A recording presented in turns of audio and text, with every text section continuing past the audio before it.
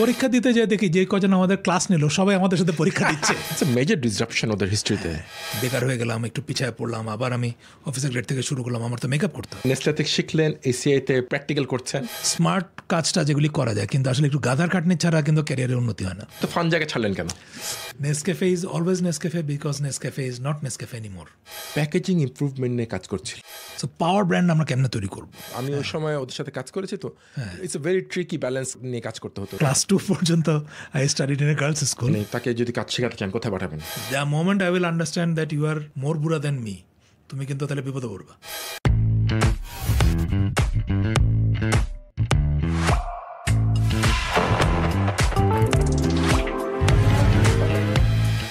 Hello and welcome to a brand new episode of Bad People. This is your host Shahid, and we have exciting episode for you today. Today we have a very interesting guest. He hails from Asia Marketing Federation. So যারা আশা করছেন হয়তো বিদেশি কাউকে এনেছি আজকে, না, আমরা বিদেশি কাউকে আনিনি। আমরা এনেছি আমাদের very own Arshab bin Taj as our new guest. Thank you, Arshab bhai. Welcome to our podcast. We appreciate your coming to this show, and thanks again. No, thank you so much. In fact, I was quite surprised when you invited me to this show, because I was thinking, Jami, whether I qualify to appear as a guest, especially in a show like Bad People. Not literally bad, brand and advertising.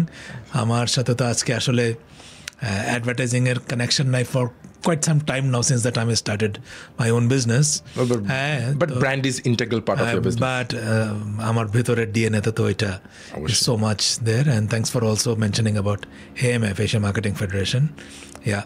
So I'm currently working as the advisor to AMF. I'm the immediate past general secretary. So Arshab bhai, আপনার অনেকগুলো পরিচয় আছে। So মানে আপনি আমার probably you're the one of the few in Bangladesh যারা আসলে একটা সময় মাল্টিনেশনাল জব করেছেন, বাংলাদেশের প্রাইভেট সেক্টরে জব করেছেন। এখন you are entrepreneur yourself, running a very successful operation, a company called IDC. মানে it's a very interesting journey. So not many people has gone through that process.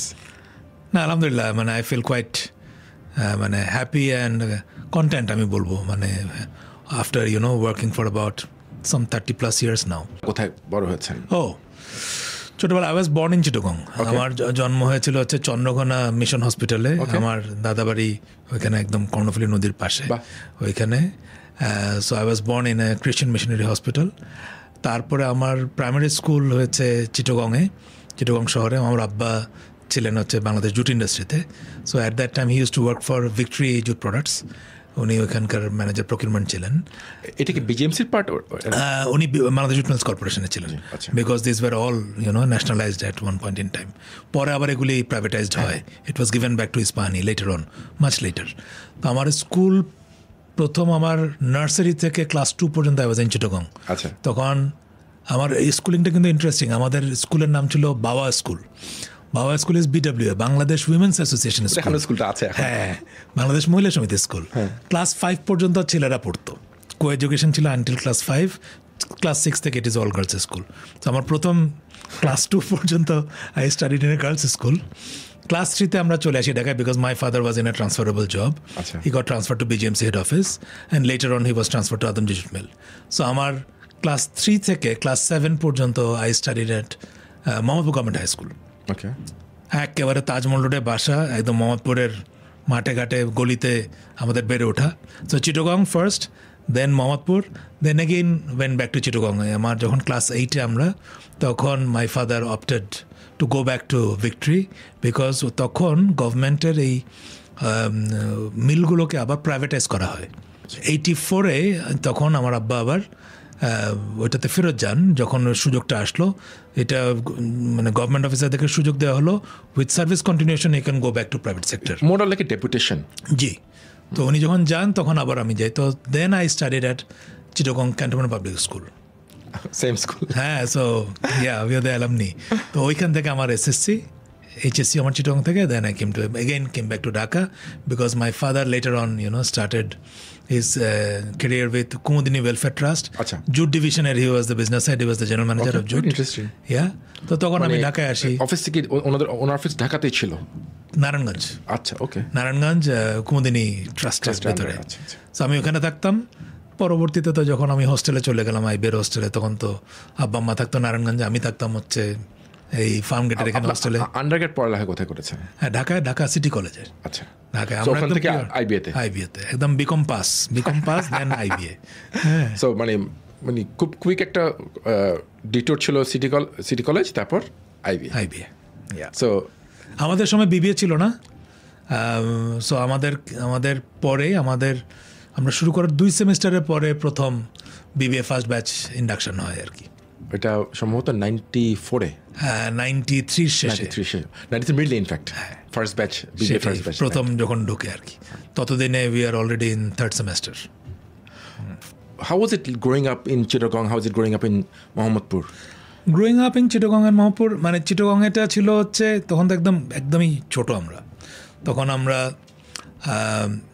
অনেক outdoor মানে driven একটা life ছিল।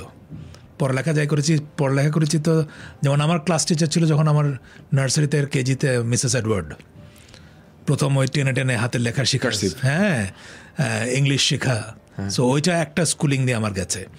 But family, friends আর পাড়ার বন্ধুরা, এটা কিন্তু একটা বেড়ে ওঠা, এটা একটা খুব সুন্দর। তারপরে we were active in clubs, হ্যাঁ, পাড়ার ক্লাব, কালচারাল, শিশু একাডেমি, এগুলো কিন্তু একটা ঘটনা ছিল আমাদের লাইফে। Again when I came to মোহাম্মদপুরের লাইফটা I think you know very well. মোহাম্মদপুরেও কিন্তু একটা পাড়া কালচার এবং একটা ক্লাব কালচার ছিল, যেখানে we use to have football team, cricket team. মোহাম্মদপুরে লেনগুলিকে বন্ধ করে উইন্টারে খেলা, কি বলে, ব্যাডমিন্টন খেলা। So we grew up through all those. তারপরে হেঁটে বিহারি ক্যাম্পের পাশে দিয়ে স্কুলে যাওয়া, আবার আসা। সো পড়ালেখাটা ছিল অফকোর্স প্রায়োরিটিতে, but at the same time we were very much into lot of outdoor activities আর outside academic activities, extra curricular activities যেগুলোকে বলা হয় আর কি। ওই সময়ে অফকোর্স পাড়ার লাইফে কিন্তু পাড়ার সিনিয়রদের একটা ভালো ইনফ্লুয়েন্স থাকে। হ্যাঁ, সো ওইরকম আমাদের অফকোর্স বেশ কিছু ইনফ্লুয়েন্স ছিল, বাট ফ্যামিলির ভিতরেও অফকোর্স দ্য কাজিনস অ্যান্ড আমি যে খুব স্টুডিয়াস ছিলাম এটা আমি কোনোদিনই ক্লেম করবো না। হ্যাঁ, কিন্তু আমি অল্প করতাম, কিন্তু মোটামুটি একটা জায়গা আমি I never was the kind of boy যাকে কিনা ফার্স্ট হইতেই হবে, সেকেন্ড হইতে হবে, এমন কোনো প্রেশার আমার কখনোই ছিল না। জীবনে 1-2বার হই নাই যে তা না, কিন্তু প্রথম 10-12 জনের মধ্যে থাকলে ইট ওয়াজ ওকে, মোর ব্যালেন্সড একটা লাইফ। পড়ালেখাও করতে হবে, খেলাধুলাও করতে হবে, বাইরেও যেতে হবে, সবই করতে হবে। তো ওরকম একটা ছিল যে খালি only all studies and no other activities, ওরকম ঘটনাটা আমার ছিল না। আপনি চিটাগং কোথায় থাকতেন তখন? চিটাগং মোহাম্মদ আলী রোড। আচ্ছা, মেহেদিবাগ মোহাম্মদ আলী রোড বলে, শহরের মধ্যে একদম। হ্যাঁ, তো এইটা রিলিজিয়াস এটা বা পড়ালেখার একটু এটা আম্মা থেকে মোর আম্মা এই ব্যাপারে একটু সিরিয়াস ছিলেন। আব্বা তো because my mother was a house wife, আব্বু তো থাকতেন হচ্ছে অফিসে, কিন্তু অফকোর্স একটা সুপারভিশন তো ছিলই।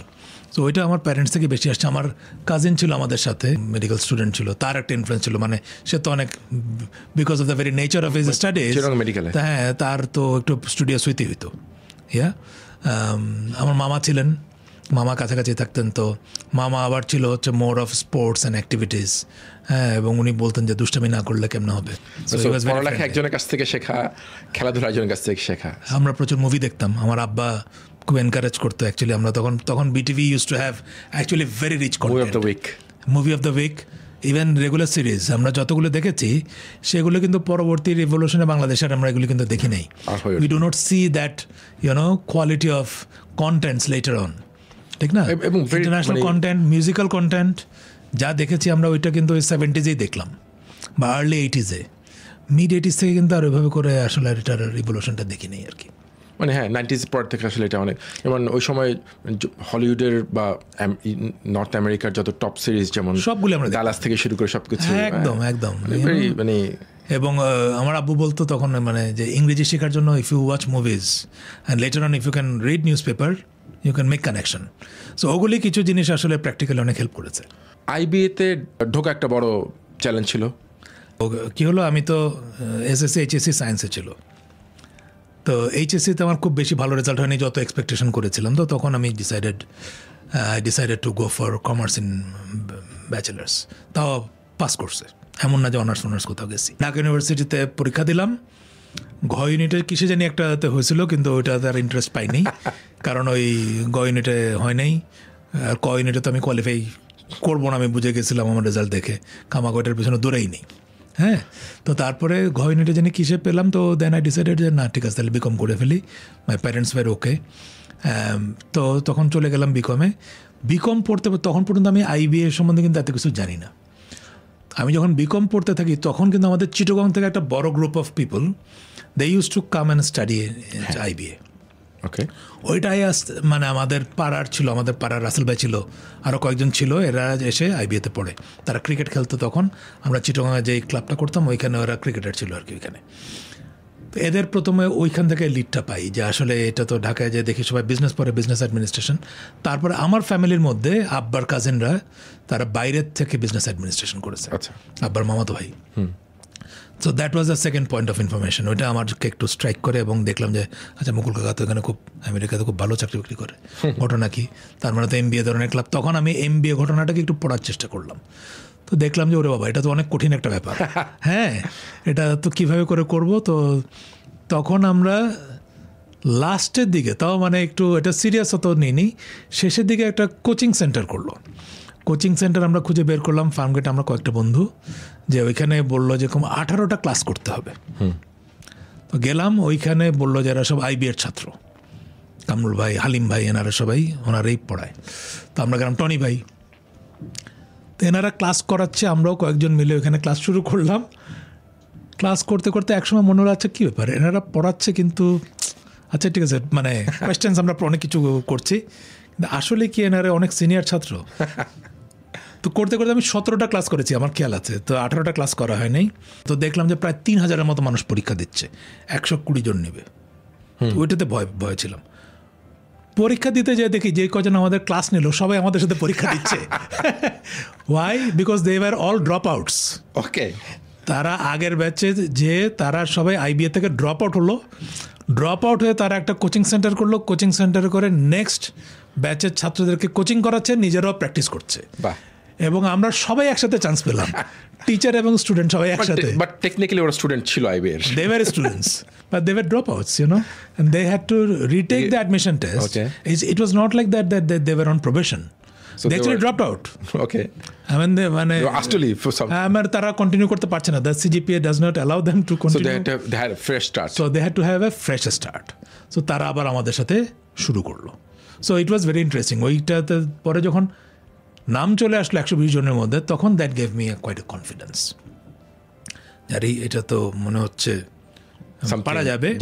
তারপরে হ্যাঁ, তো দেন ইউনো আই উইল নট সে যে আমি তো যেটা বললাম যে আমি একাডেমিক্যালি অনেক স্টুডিয়াস বা অনেক ব্রাইট স্কলার এরকম না, যদিও আমার জুনিয়র স্কলারশিপ পাওয়া মানুষ আমি। ওইবার আমাদের স্কুল থেকে খালি 2 জন পেয়েছিলাম, আমি পেয়েছিলাম ঢাকা থেকে না, চিটাগং ক্যান্টনমেন্ট স্কুল থেকে। স্টিল মানে চিটাগং শহর, ঢাকা শহর ইকুয়ালি চ্যালেঞ্জিং বলবো to secure scholarship junior level বা প্রাইমারি লেভেল। ওইটা এসএসসি রেজাল্ট ওগুলি ঠিক ছিল, বাট আমি ওরকম আহামরি এমন না যে অনেক স্কলার। কিন্তু আমার আইবিএতে আপনি অনেক সিরিয়াসলি পড়াশোনা করলেন? মোটামুটি সিরিয়াসলি। বাট আমি থিওরিটিক্যালের থেকে আমার যেটা হতো, আমার প্রজেক্ট পেপারগুলো অনেক স্ট্রং হতো, that use to give me the advantage. আমার যে কোনো জায়গায় যদি রিসার্চে পাঠাতো, এখানে আমি অনেক সিরিয়াস থাকতাম। গ্রুপ ওয়ার্কে I use to be very serious. So I think those were my people connect বা ওয়ার্কিং উইথ পিপল বা getting deep into some issues, those were my strengths. But একেবারে বইয়ের পাতা বাই পাতা পড়া, ওইটাতে আমি একটু উইক। আমি এখন অনেক পড়াশোনা করি, কিন্তু তারপরে অনেক সময় যেটা হয় আমি খুব তাড়াতাড়ি স্কিম করে ফেলি আর কি। হ্যাঁ, তো ওইখান থেকে তারপরে আইবিএর থেকে পাশ করলাম। ইনফ্যাক্ট আমি আর আমার ওয়াইফ তো we are from the same batch. তো ও আমার থেকে সিজিপি অনেক বেশি, আমার কম। হ্যাঁ, বাট আলহামদুলিল্লাহ। সো ওখান থেকে প্রথম শুরু করলেন বিআইটিতে ইন্টার্নশিপ বিএটিতে, বিটিসি ফর্মালি। হ্যাঁ, বিটিসি। সেখানে আবার আমার বিটিসির ইন্টার্নশিপটা ইন্টারেস্টিং। সো ইন্টার্নশিপ হয় 12 উইক্সের। আমার 12 উইক্সের পরে আরও 4 উইক্স এক্সটেনশন হলো। আমি 16 উইক্স আমি মানে বিটিসিতে এমপ্লয়েড ছিলাম। ফার্স্ট 12 উইক্স চলে গেল 3 মাস। তারপরে they were doing one project, actually for that they needed a person to hold on to that project and complete that project. দিদার ভাই ছিলেন, ওয়াজির ভাই ছিলেন তখন আমার সুপারভাইজার, ওয়াজির আলম সাহেব, senior most, very senior. So Wazir ভাই আমার উনি তো in fact if I remember correctly উনি বিটিসি বা বিএটি লন্ডনে কাজ করে এসেছেন। উনি ওইখান থেকেই বাংলাদেশে এসেছিলেন, উনি তো লন্ডনের রিসোর্স। তো উনি তখন ছিল হচ্ছে ওনাদের একটা ডেজিগনেশন ছিল বিজিবিএম, ব্র্যান্ড গ্রুপ বিজনেস ম্যানেজার। দুইজন বিজিবিএম ছিলেন, একটা ছিল ওয়াজির ভাই আর একটা ছিল জাহাঙ্গীর ভাই। ওকে, জাহাঙ্গীর ভাই তো পরে মারা গেলেন, মানে অ্যাবাউট 7-8 ইয়ার্স ব্যাক। তো ইন্টার্নশিপ শেষ করলেন, তারপর কি বিটিসি বা বিএটি ওখানে? হ্যাঁ, অপরচুনিটি ছিল, আমাকে জিজ্ঞেস করেছিল, কিন্তু তখন বিএটিতে মার্কেটিংয়ে সরাসরি অ্যাপয়েন্টমেন্ট হতো, ডিএসও, যেটা আর কি। হ্যাঁ, তখন নাম ছিল ডিএসও, ডিস্ট্রিক্ট সেলস অফিসার। আচ্ছা, হ্যাঁ, তো তখন I was the only intern from মানে my batch to BAT. I was the only one. Okay, আচ্ছা, এটাও একটা লাক, আমি মনে করি যে আর কেউ পায় না, আমি পেয়েছি। তখন চিন্তা হচ্ছিল যে কি মার্কেটিংয়ে শুরু করব না সেলসে শুরু করব, কারণ বিটিসিতে গেলে একটা সুবিধা ছিল that you go to a district, তখন একটা ছোটো একটা গাড়ি পাওয়া যায়, but you are outside Dhaka for quite some time, but you work in trade marketing, মানে কাস্টমার মার্কেটিং, যেটাকে আমরা আমাদের নর্মাল ভাষায় সেলসই বলি। হ্যাঁ, সেলস। হ্যাঁ, তো ওই সময়ে আমার আব্বা আম্মা চিটাগংয়ে, আমার চিটাগংয়ে মানে বার্জারে ইন্টারভিউ দেই, হেডকোয়ার্টার তখন চিটাগংয়ে ছিল। তখন বার্জারে ইন্টারভিউ দেই, বার্জারে আমার হয়ে যায় মার্কেটিংয়ে। So I was the first marketing officer of Berger. মানে আজম রেজা ভাই জয়েন করেন as marketing manager, with that they started the marketing department, এবং প্রথম ডেপুটি তখন তারা নিচ্ছিলেন আমি, এখন যে সিও মহসিন, আমরা হচ্ছে ফার্স্ট রিক্রুট। আমি চিটংয়ে মার্কেটিং অফিসার হিসেবে জয়েন করি, আর মহসিন ঢাকায় জয়েন করে। তখন একটা নতুন ইউনিট চালু করেছিল প্রোলিঙ্ক, প্রফেশনাল লিঙ্ক, ওইটা মহসিনকে দেয়। ওকে, সো আমি আজম ভাইয়ের সাথে ব্র্যান্ড মার্কেটিংয়ে জয়েন করি, মহসিন ঢাকায় প্রফেশনাল লিঙ্কে জয়েন করে। এইটা দিয়ে আমাদের শুরু। আর আমার এটা কি 94 না 95? এইটা আমাদের ইন্টারভিউ তো হয় হচ্ছে 94-এর শেষে, 95-এ ফেব্রুয়ারির ফার্স্ট শুরুতে আমরা আমাদের জার্নি শুরু আর কি, বিটুইন বিটিসি অ্যান্ড বার্জার।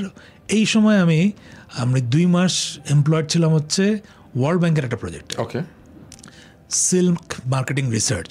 ওইখানে আমরা মার্কেট রিসার্চার হিসেবে কাজ করেছি, কারণ আমিও ছিলাম, আমার ওয়াইফও ছিল, জিয়া ছিল এখন যে immediate past president of Dhaka chamber, আচ্ছা, মানে আশরাফ আহমেদ। হ্যাঁ, এরকম আমরা আরও কয়েকজন ছিলাম। তো ওয়ার্ল্ড ব্যাংকের এগ্রিকালচারাল ডিভিশনের আন্ডারে সিল্ক মার্কেটিং স্টাডি, এটার একটা প্রজেক্ট ছিল 2 মাসের। ওই সময়টায় হয়, আর ওই সময় আমরা বিয়ে করি আর কি। আমাদের তখন 94-এ আমাদের ব্যাচের যখন আমার হলুদ, তখন হচ্ছে আমাদের ইন্টার্নশিপ প্রজেক্ট রিপোর্ট জমা দেওয়া। বিয়েতে আমার মানে পুরো ব্যাচের সব বন্ধুরা আসার কথা, তারা all busy with submission of the report. বউ হাতে পরে কাইন্ড অফ রিপোর্ট সাবমিশনের পরে, না সব ঢাকায়, ঢাকায় শো কমিউনিটি সেন্টারে, because my wife is from Dhaka, আর আমরা তো তখন ঢাকায়, আমার আব্বাও তো ঢাকায়, নারায়ণগঞ্জে বাসা তখন, কুমুদিনীতে না, জেনারেল ম্যানেজার। তো তখন এই পুরা ব্যাচ ভেঙে পড়লো আর কি আমাদের বিয়েতে, যে পরীক্ষা দেওয়ার পরে সব এখন হচ্ছে ফিস্টে আসছে। So that was fun.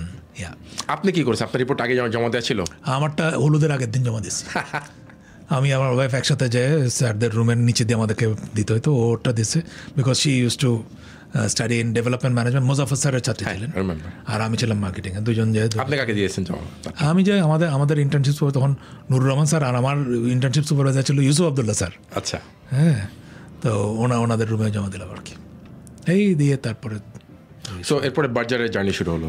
এরপরে বার্জারের জার্নি। বার্জারে কদিন ছিলেন? Almost 2 years। ওকে, অলমোস্ট 2 years। এটা পিওর মার্কেটিং ছিল? এইটা পিওর মার্কেটিং ছিল। বার্জারের তখন তো শুরু, আজম ভাই থেকে তখন প্রথম মার্কেটিং শিখছি। আজম ভাই immediate past Unilever and BAT, উনি আমাকে শেখাচ্ছেন। তখন আমার আস্তে আস্তে হাতে করি হচ্ছে। প্রথম আমি এজেন্সিতে গেলাম, অ্যাডভার্টাইজিং এজেন্সিতে। ইউনিট্রেন্ড ছিল তখন এজেন্সি? তখন 2টা এজেন্সি। আমাকে চিটং থেকে, তখন আমার অফিস তো ছিল চিটংয়ে। এটা একটা ইন্টারেস্টিং স্টোরি, এটা বলি। বার্জারে তখন ছুটি ছিল হচ্ছে বৃহস্পতি আর শুক্র। আচ্ছা, ঠিক আছে, বৃহস্পতিবারে হাফ নাকি বলছি, হ্যাঁ না ঠিকই আছে, বৃহস্পতি আর শুক্র। আর ঢাকায় সব বন্ধ হচ্ছে শুক্র আর শনি। ওকে, বুঝতে পারছো?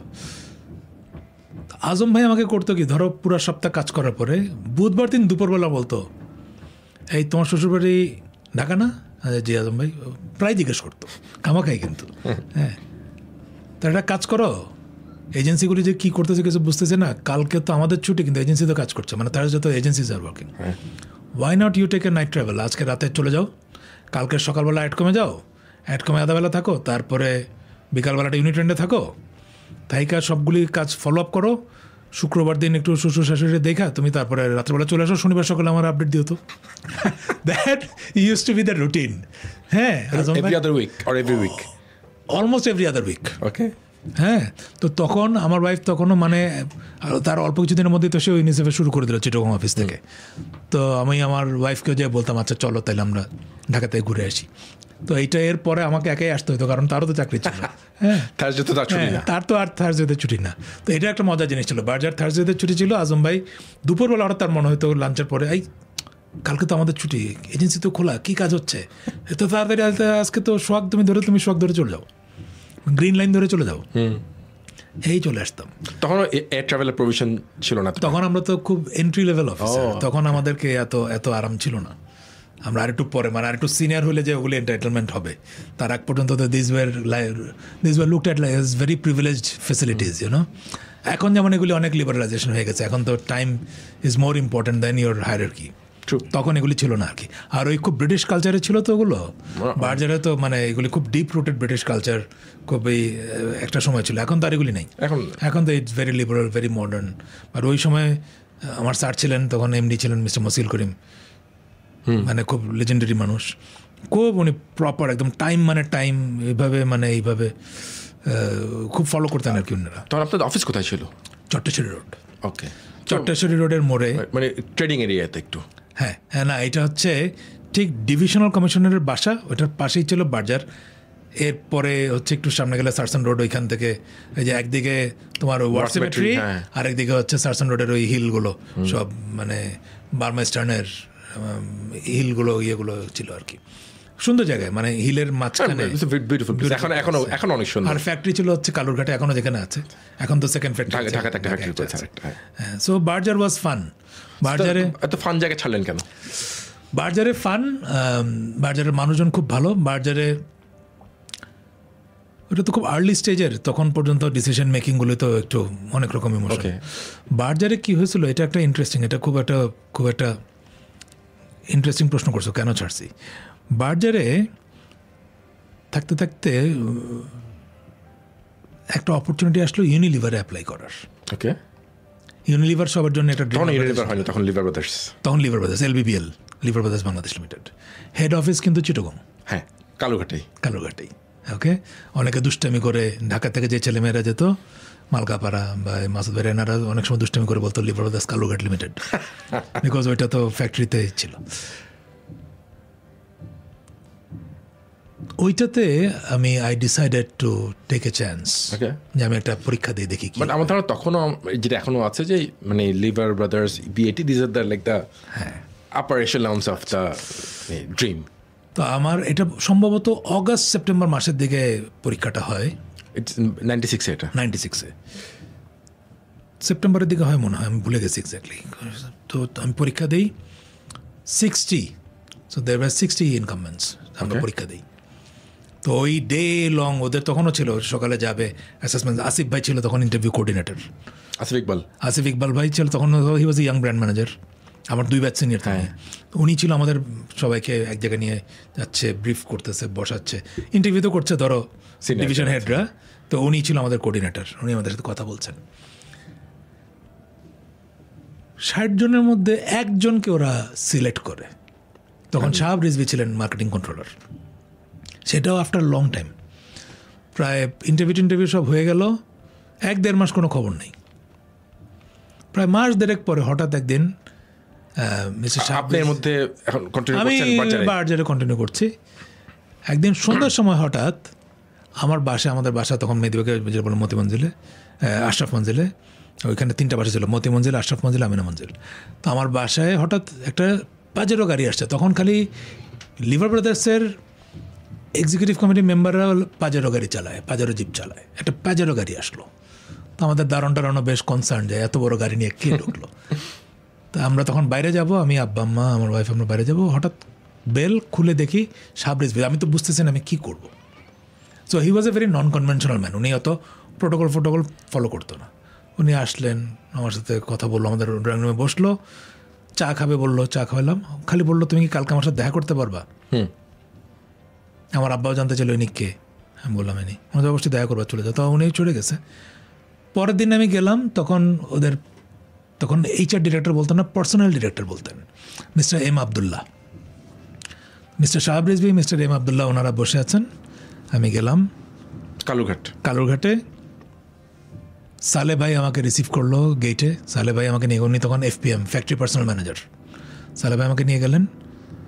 যাওয়ার পরে আমাকে একটা অফার লেটার দিল। ওকে, আমি তো ততদিনে কিন্তু আমি চাকরি বাকরি ভুলে গেছি যে আচ্ছা ঠিক আছে, এটা কিছু তো হয়নি। আর 1.5 মাস ধরে কোনো রিক্রুটমেন্টও নেই।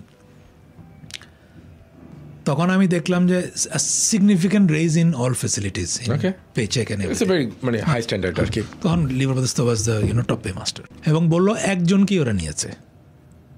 ওকে, দ্যাটস ইউ। তো তখন ন্যাচারালি মানে regardless of how much fun the place is, how much big opportunity, big privilege. তো আমাকে বললো যে এক কাজ করো, তুমি তাহলে রিজাইন করে ফেলো। তো আমাদের তখন HR ইনচার্জ ছিল হচ্ছে নাহিদাপা, কামরান ভাইয়ের wife, immediate past chairman of Unilever, Kamran ভাইয়ের ওয়াইফ। নাহিদের বার্জারের HR দেখেন, আর আমাদের MD স্যার তো ছিলেন, আর রূপালী আপা ছিলেন। তো আবদুল্লাহ সাহেব বললেন যে আমি রূপালীরে বলছি, স্যারের সাথেও কথা বলবো। আবার আমার মসিউল করিম সাহেব আবার ওনারও স্যার। আচ্ছা, হ্যাঁ, বললো যে আমি স্যারের সাথেও কথা বলবো, আমি নাহিদের সাথে বলে দিচ্ছি তোমার যাতে ছেড়ে দেয়। ওকে, উনি একটা ফোন করলেন। পরের দিন আমি অফিসে গেলাম, সবাই তো জেনে গেল। আমাকে বললো তুমি রিজাইন করে দাও, পরে ফর্মালিটি একটা আছে, একটা মেডিকেল টেস্ট আছে, তা এইটা করে পরে তুমি জাস্ট ঢুকে যাও। তা আমি তো ওই খুশিতে আমি রেজিগনেশন দিয়ে দিলাম। আমার রেজিগনেশন একটু মন খারাপ করে অ্যাকসেপ্টও হইলো, বলে আচ্ছা ঠিক আছে, ইউনিলিভার যেহেতু, মানে লিভার ব্রাদার্স যেহেতু যাও। তো তখন আমি করলাম কি, আমার তো অনেক ছুটি জমা ছিল।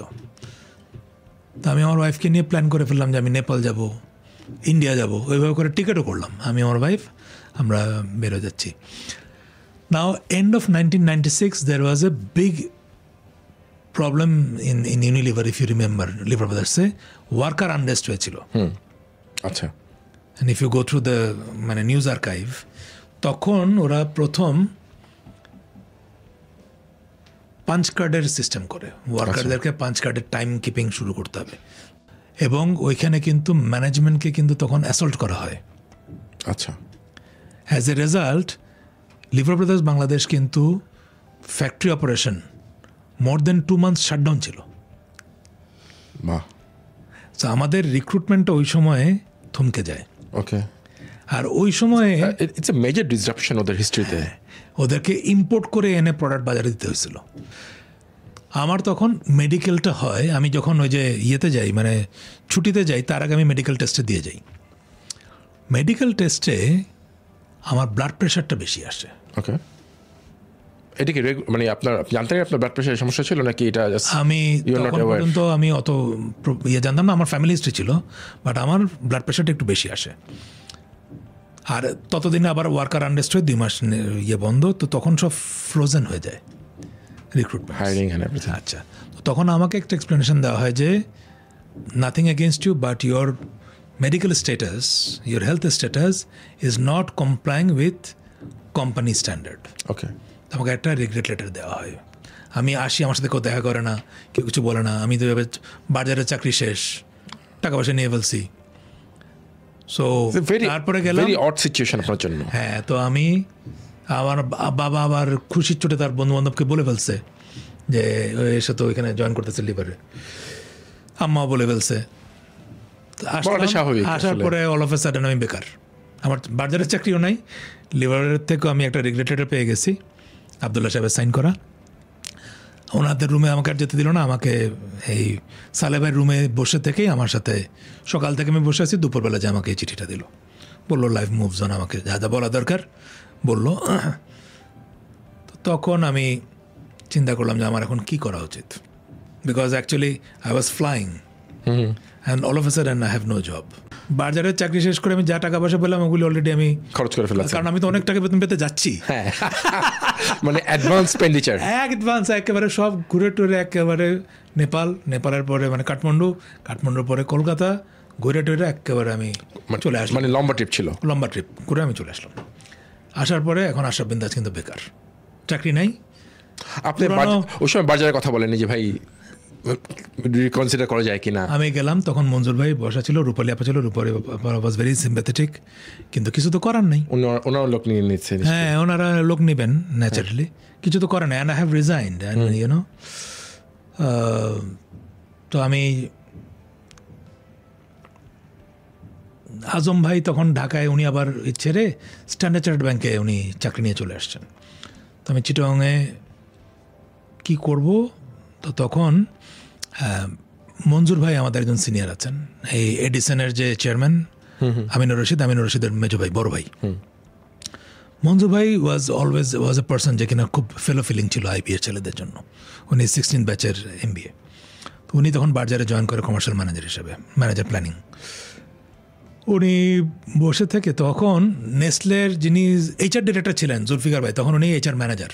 আচ্ছা, এটা খুব কাকতালীয়। আমি মঞ্জু ভাইয়ের রুমে বসে আছি, উনি আমাকে বলতো এই তুমি আমার এটা হেল্প করে দাও তো, ওইটা হেল্প করে দাও তো। It is within the first week of বেকারত্ব। বাট তখন যাওয়া আসা আছে বাজারে, যাই আমি যাচ্ছি আসতেছি, কারণ আমাকে ওরা সময় দেয় গল্প করে, আচ্ছা, আর আমি বেকার। So I can also give some time. বাসায় তো বলছি না, আব্বা আমাকে তো বলছি না যে আমার চাকরি নেই। ভাবি জানতো, আমার ওয়াইফ জানতো, অনলি মাই ওয়াইফ নিউ। আমি ওই দিন রাত্রি ঢাকা চলে আসছিলাম, এসে আবার কয়েকজনের সাথে দেখা করে গেছি। তো আমি বাজারে বসা, জুলফিকার চিটাঙ্গা গেলেন। তো মঞ্জুর ভাই তখন বললো জুলফিকার ভাইকে, মঞ্জুর ভাইকে উনি ভিজিট করতে গেলেন। আমি তখন মঞ্জুর ভাই রুমে বসা। মঞ্জুর ভাই বললো যে জুলফিকার তুমি ওকে দেখতেছো না কেন, তোমরা নতুন কোম্পানি নেসলে, মার্কেটিংয়ে তোমরা রিক্রুট করবা, why not you consider him. হ্যাঁ নেসলে তখন মাত্র 2 বছর না 1 বছর হয়েছে, 2 বছর। সো 96-এর শেষে, তো ওরা 94 থেকে শুরু, তো 96-এর শেষে। তো জুলফিকার ভাই বললো আচ্ছা ঠিক আছে, আমি চিন্তা করে দেখি। আমি আমার CV টিভি সব দিয়ে দিলাম। বললো যে তখন ওনাদের মার্কেটিং ম্যানেজার ছিল mister Trevor Reckerman. He went on a course to Switzerland. 3 মাসের জন্য উনি চলে গেছে। ট্রেভার না আসা পর্যন্ত কিছু হবে না, ঠিক আছে। তো বাট CV নিয়ে গেছে। এর মাঝে 2 সপ্তাহের মাথায় হঠাৎ আবার সেই মার্কেটিং কন্ট্রোলার সাব রিজভি ইউনিলিভারের, তার ড্রাইভার ওই পাজারো গাড়ি আমাদের বাসায় আসলো। ড্রাইভার একটা চিঠি দিল আমাকে, আসলো আমাদের বাসায়।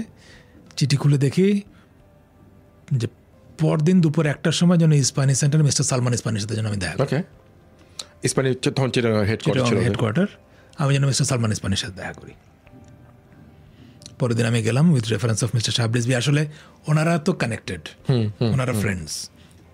উনি মিস্টার সাহেব Rizvi was feeling very guilty যে ছেলেটাকে আনলাম সেট একটা চাকরি থেকে, মেডিকেলের আগে ওকে বললাম রিজাইন করে ফেলতে, তাড়াতাড়ি আসতে হবে। আমার 3 ঘন্টা কিন্তু ওরিয়েন্টেশন হয়েছিল ফুড মার্কেটিং ম্যানেজারের সাথে, mister Tony, he was an African black guy. তার সাথে সে তখন তাজা লিপটন এগুলি দেখে। তার রুমে বসে 3 ঘন্টা আমার প্রোডাক্ট ওরিয়েন্টেশন হয়ে গেছে। আবদুল্লাহ সাহেবের রুম থেকে বের হয়ে ওই রুমে যে আমি 3 ঘন্টা ওরিয়েন্টেশনও করছি, যে আসলে ওর ইউনিটে জয়েন করতে হবে। ওকে, বুঝতে পারছো? তো এ বললো যে তুমি কালকে দেখা করো। So he was feeling bad.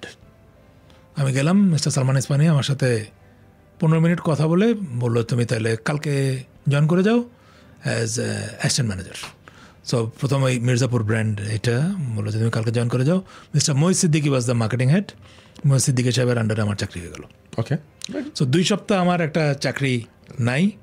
এর মাঝে মানে 2 সপ্তাহের একটা সাসপেন্স। তারপর আবার এর মাঝে ওই যে ঢাকা এসে দেখা করলাম, আমাদের ইউনিট্রেন্ডের ছিল তুষারদা। তুষারদা বেক্সিমকোতে আমাকে একটা জায়গায় ফোন করে দিচ্ছে যে দেখা করার জন্য, বেক্সিমকো টেক্সটাইলে। ওইখানে আমি গেলাম, ধানমন্ডি 2 নম্বর অফিসে। ওখানে বেল টাওয়ারে আমি একটা ইন্টারভিউ দিলাম।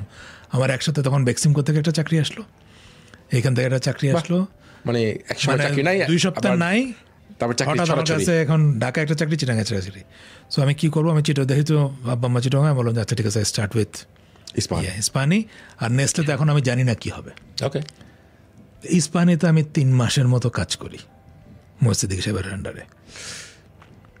এই করতে করতে 3 মাসের মাথায় হঠাৎ একদিন নেসলে থেকে একটা কল পাই যে আমাদের মার্কেটিং ম্যানেজার ট্রেভেল রেকমেন্ড আসছে, he would like to meet you.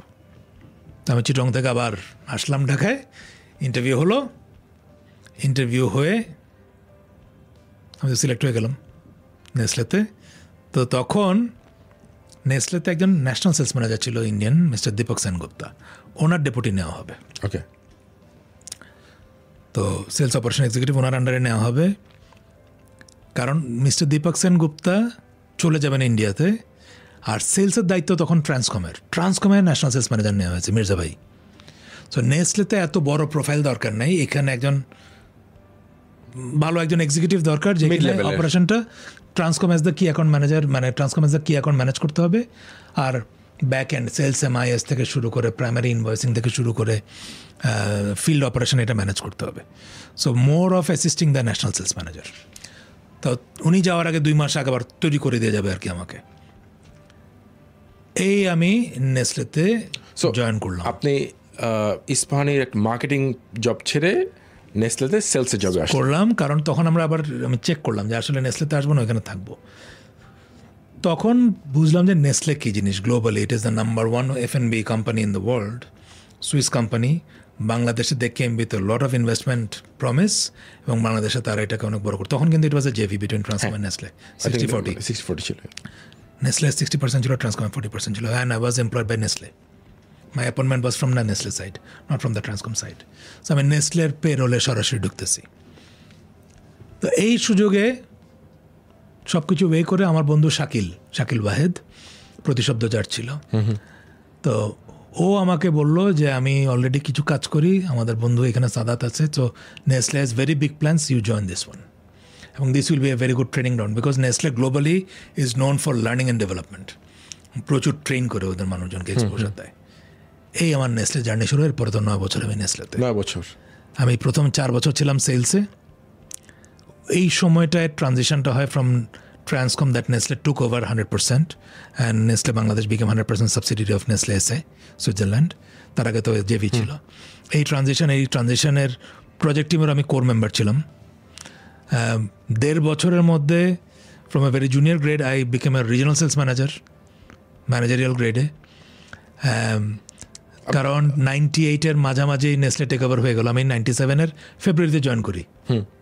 I joined in officer grade and I became a full manager in July 1998. So within 1.5 maximum 1.5 year. Yeah. It's a very good. আর আমার confirmation হয় 3.5 months-এ with a raise, with a promotion. হ্যাঁ, 6 মাসের ছিল, but I really put in a lot of effort. মানে আমি ইয়াংদেরকে বলি, smart কাজটা যেগুলি করা যায়, কিন্তু আসলে একটু গাধার খাটনি ছাড়া কিন্তু ক্যারিয়ারের উন্নতি হয় না। মানে hard work does not have any alternative. You can be smart, you can be analytically very strong, you can be very creative, but you have to really put in hours. So I really worked very hard, extra hours. মানে আমি রাত দিন সকাল weekend কোনো দিকে তাকাই নেই। একটা অন্য কারণে, মানে এটা নিজের একটা ড্রাইভ ছিল যে আই হ্যাভ টু, এই যে লস্ট যে টাইমটা, বেকার হয়ে গেলাম, একটু পিছায় পড়লাম, আবার আমি অফিসের গ্রেড থেকে শুরু করলাম, আমার তো মেকআপ করতে হবে। So unless really I put in that much of effort, how can I recover? So এটা একটা ড্রাইভ ছিল। আর একটা ছিল যে আমি দেখলাম যে ট্রেভার যে ছিল আমাদের মার্কেটিং হেড, এই লোক ছিল এক ওয়ার্কোহলিক পাগল। কোন দেশের সে? শ্রীলঙ্কান। আচ্ছা। সে সকাল 7:30 অফিসে আসতো। এই মহামুসিবত। এমনি নেসলের অফিস ছিল সকাল 8:30 থেকে, এবং 8:30 না আসলে এটা মহাপাপ, বিকজ সুইস কোম্পানি 8:30 মানে 8:30। হ্যাঁ, তখন অফিস গুলশানে ছিল। গুলশান টাওয়ারে। তো বস আছে 8:30। 8:30 আমরা কয়েকজন, আমাদের মাঝে মাঝে আমাদের কিছু মানুষের দেরি হতো। তো একবার উনি দাঁড়িয়ে আছেন, হি was very particular driver.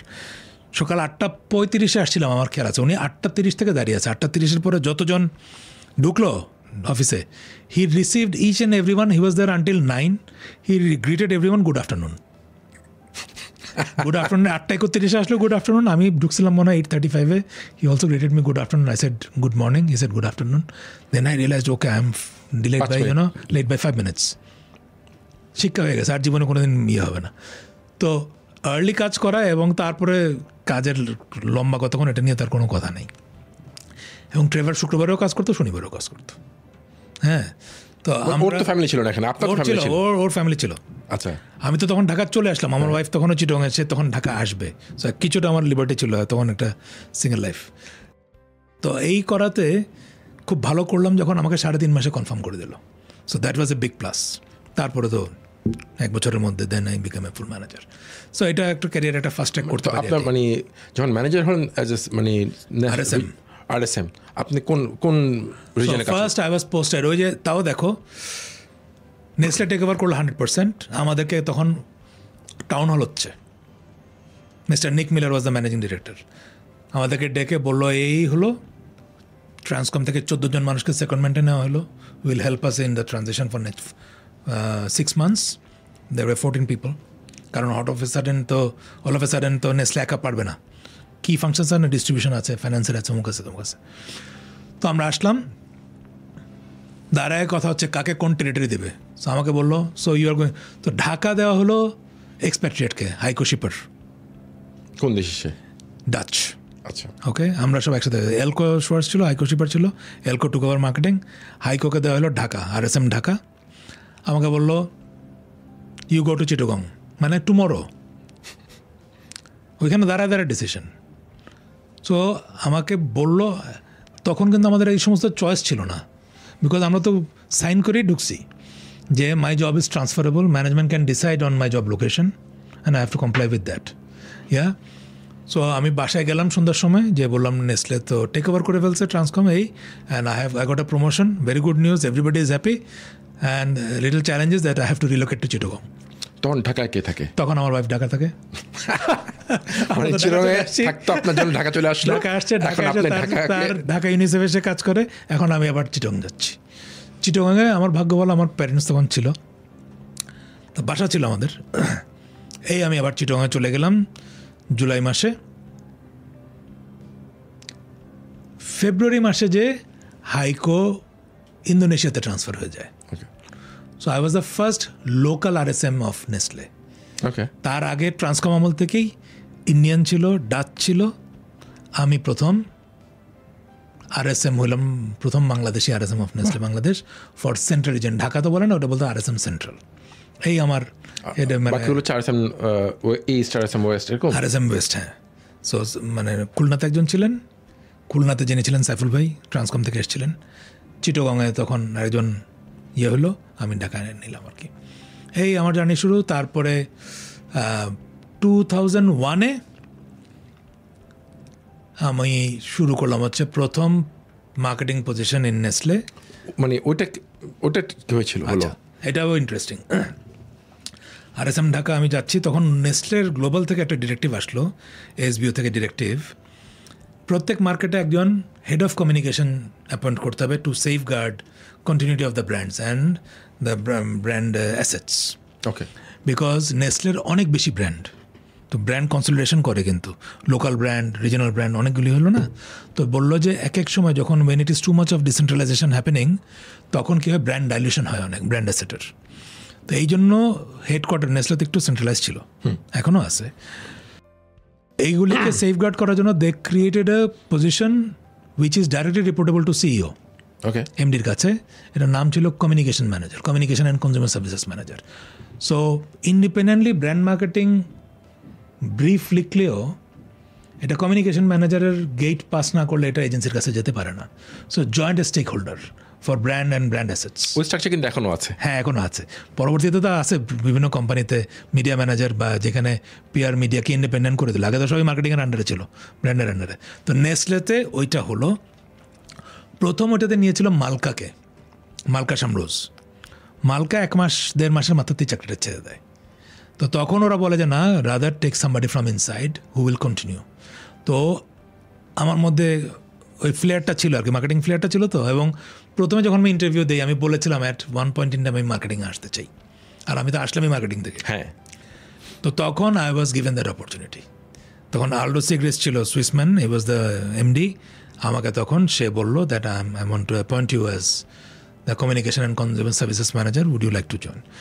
Higher grade RSM এর থেকে senior grade of course. So that was my start. 2001 থেকে 2005 আমি তো senior culinary and communication manager ছিলাম। 2003-এ senior culinary and communication, so culinary is a brand role. So প্রথমে ছিল হচ্ছে communication and consumer services manager. 2003-এ এসে সিনিয়র ম্যানেজার, অ্যান্ড দেন তখন আমার সাথে ম্যাগিটাকে অ্যাটাচ করে, ওকে, বলো মাল্টিপল অ্যাক্টিং।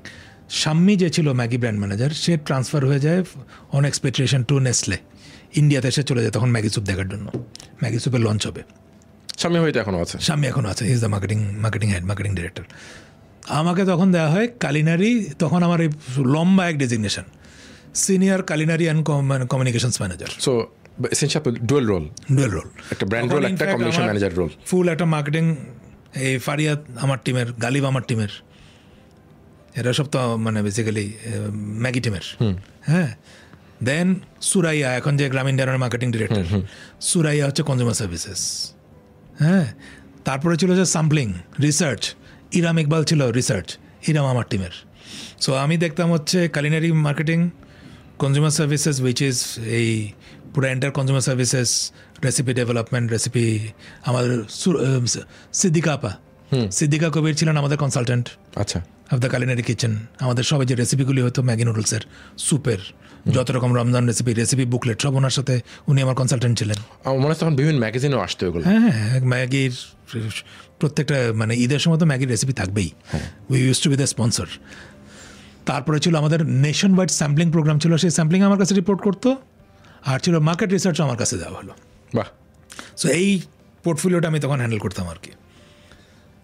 এই করতে করতে তো নেসলেতে কী হচ্ছে, Nestle is a wonderful organisation, but if you see আমার সময়ও যারা যেখানে হরাইজন্টালি হয়তো অনেক এক্সপ্যানশন হয়েছে, কিন্তু ভার্টিক্যালি নেসলে তো অনেক ইনভেস্ট করে নেই পরের দিকে অনেক রকম ফুড ক্যাটাগরিতে। তো আমি তো 2001 থেকে অলরেডি ডাইরেক্টলি রিপোর্ট করি এমডিকে। ওকে। হ্যাঁ, তো 2005-এর দিকে এসে আমার একটা কিন্তু সুযোগ আসে সেন্টারে কাজ করার, ভেভেতে। ওকে, ওদের হেডকোয়ার্টারে। তখন নেসলের একটা টিম ছিল, মানে এটাকে বলতো SMIT team, SMIT, sales and marketing improvement team. এটা প্রোডাক্টিভিটি টিম ছিল কি, প্রজেক্ট। এরা বেস্ট প্র্যাকটিসগুলি কালেক্ট করতো এবং একটা দেশে যেত, যে রিস্ট্রাকচারিং করতো, অ্যাপ্লাই করতো। বাট এটা মূল কাজ ছিল বেস্ট প্র্যাকটিসগুলিকে লাইব্রেরি তৈরি করা এবং এটার কনসাল্টিং সার্ভিস দেওয়া, মার্কেটগুলি। নলেজ ম্যানেজমেন্টের একটা কাজ, নলেজ ম্যানেজমেন্ট অ্যান্ড ইমপ্লিমেন্টেশন। প্রজেক্টে যেতে হবে, একটা কান্ট্রিতে যেতে হবে, identify the weaknesses, map their weaknesses, put in the best practices and ensure implementation. মানে ইসলাকে ইন্টারনাল অডিটের মতো করে কাজ করে, কনসালটেন্ট, মাল্টি ন্যাশনাল মানুষজন এখানে কাজ করে। আমার ইন্টারভিউ হয়ে কিন্তু আমার অ্যাপয়েন্টমেন্ট হয়ে যায়। বাহ। সামহাও ততদিনে আমরা আবার নেসলে ডাইরেক্ট রিপোর্টিং থেকে তখন এসএআর রিজিয়নটা হয়, আচ্ছা, south Asia region.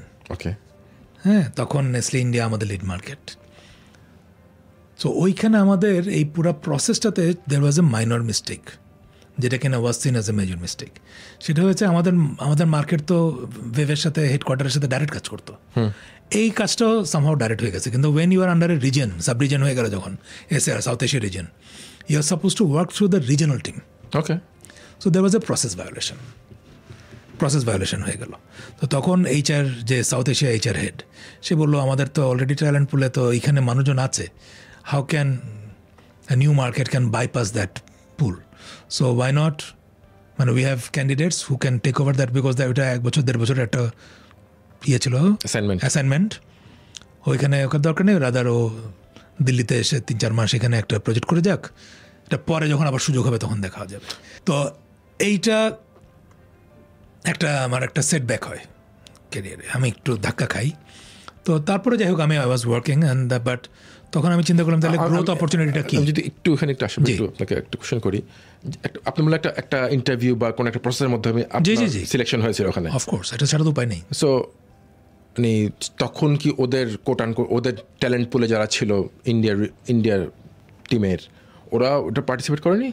I don't know, I mean it came to Bangladesh, হ্যাঁ, তখন আমাদের গ্লোবালি ওপেনিং তৈরি করেছিল এটা। Ex MD of Nestle Bangladesh was leading that team. আচ্ছা, হয়তো বা সেটাও একটা কারণ, যেখানে উনি হয়তো বা একটা জব রোল দেখে চিন্তা করেছে এখানে হয়তো বা বাংলাদেশের থেকে এদেরকে নিলে হয়তো এটা কাজ হবে। যেভাবে করে এটা হয় আর কি, but I had to go through the selection process. So মানে সিলেকশন আপনি একা ছিলেন, আরো অনেকে ছিল? আরও ছিল, গ্লোবাল সিলেকশন, গ্লোবাল এইচআরই তো মানে হেডকোয়ার্টার এইচআরই তো সিলেক্ট করলো এবং ওইখান থেকে সমস্ত কমিউনিকেশন হয়। বাট এনিওয়ে এটা তকদিরে ছিল না, না তকদিরে ছিল না। আমি আমি টার্ম না করি মানে, but it was not in my you know, আমার লেখা ছিল না আর কি। তো তখন আমি চিন্তা করছিলাম যে maybe it's time that I look around. এই করতে করতে এটা কবেকার ঘটনা? 2005-এর মাঝামাঝি হঠাৎ তখন কোক বাংলাদেশে, কোকাকোলা ফার ইস্ট তখন এটার নাম, CCFL, হ্যাঁ কোকাকোলা ফার ইস্টে, এখানে তখন মাসুদ ভাই হচ্ছে হেড অফ মার্কেটিং আর সুমুদা ছিলেন হচ্ছে কান্ট্রি হেড। ওদের হেড অফ মাসুদ ভাই ওয়াজ অ্যাবাউট টু লিভ, হ্যাঁ হেড অফ মার্কেটিং রিক্রুটমেন্ট হবে, এবং আমি তখন ওটাতে অ্যাপ্লাই করি এবং আমার ইন্টারভিউ হয়। তো ইন্টারভিউ হয়ে আমার কিন্তু সিলেকশন হয়, and I was given the offer letter as well, appointment letter. তো তখন অফার লেটার শুনলে মনে কোনো একটা ঘটনা হচ্ছে না, কিন্তু অ্যাপয়েন্টমেন্ট লেটার দিয়েছে। সো এবং এটা সুন্দর, and they handle it very professionally. আমি যখন মানে আমি পরে ওটা রিগ্রেট করি, আমি জয়েন করি নাই। আমার 2005-এ জানুয়ারিতে I had a stenting in my heart. আমার একটা মাইনর একটা হার্ট অ্যাটাক হয় আসলে 2005-এ শুরুতে। সো এইটা একটা আমার জীবনের একটা সেটব্যাক ছিল মানে হেলথ ওয়াইজ। তো ওই কারণে পরে দেখলাম যে ওই সময় ইট was a very stressful job, খুবই স্ট্রেসফুল, বিকজ এদের কাজ ছিল নিজেরা সব কিছু করে, তখন সবই বটলারদের সাথে কাজ। ইট was a very Lin organisation, 3-4 জন মানুষ, হেড অফ মার্কেটিং মানে একজনই মানুষ, সাথে আর কেউ নাই কিন্তু। So all you have to do is with the bottlers, and lot of things are, they are not under your direct reporting, consultative রোলটা play করতে হবে, but you will be responsible. It's a very tricky job. আমি ওই সময় ওদের সাথে কাজ করেছি, তো it's a very tricky balance নিয়ে কাজ করতে হতো ওই সময়। সো তখন অনেক কিছু চিন্তা করে, and then I had an episode in January, চিন্তা ভাবনা করে না, তখন আমি মানে I think this was somewhat in August September হবে মনে হয়। আমি পোলাইটলি রিগ্রেট করি যে আমার এখানে অনেক ভালো ভালো সুযোগ আছে, and they were also Coca Cola being Coca Cola, so তারাও আমার সাথে we are still very good friends with the gentleman. এই সময় ACI was looking for a business head for their consumer brands division. So I was the first business manager with the title of business manager, going there with a P&L responsibility. তো যখন এটা decide করে, তখন আমি মনে করলাম যে আমি খোঁজখবর নিলাম, নেওয়ার পরে মনে হলো this is the company where I can take a risk, because এরা সব ICIর ফিলসফিগুলি, কালচারগুলো, প্রসেসগুলো ফলো করে। তো তখন আমি এই 9 বছরের নেসলে ছাড়ি আর কি, হ্যাঁ, অ্যান্ড আই গেভ আপ। আমি বলি আমি নভেম্বরের 27 তারিখে জয়েন করি ACIতে। অড টাইম কেন? আচ্ছা, নভেম্বরের 25 পর্যন্ত আমাকে নেসলেতে টাইম দিতে হয়েছে। ওকে, মানে যে নোটিস পিরিয়ড ওটা যে শেষ হয় নভেম্বরের 25 তারিখে। আর ACI হচ্ছে মানে আলমগীর স্যার হচ্ছে এক্ষুনি জয়েন করেন, এক্ষুনি জয়েন করেন। তো আমি লাস্ট কয়েকদিন আমি ছুটি নিয়েছিলাম, তো নিয়ে আমি 27 তারিখে বললো যে এখানে আপনার মাস্টার্স দেখতে পাবেন, আপনি এখনই জয়েন করে ফেলেন। তো 27 তারিখে আমি জয়েন করি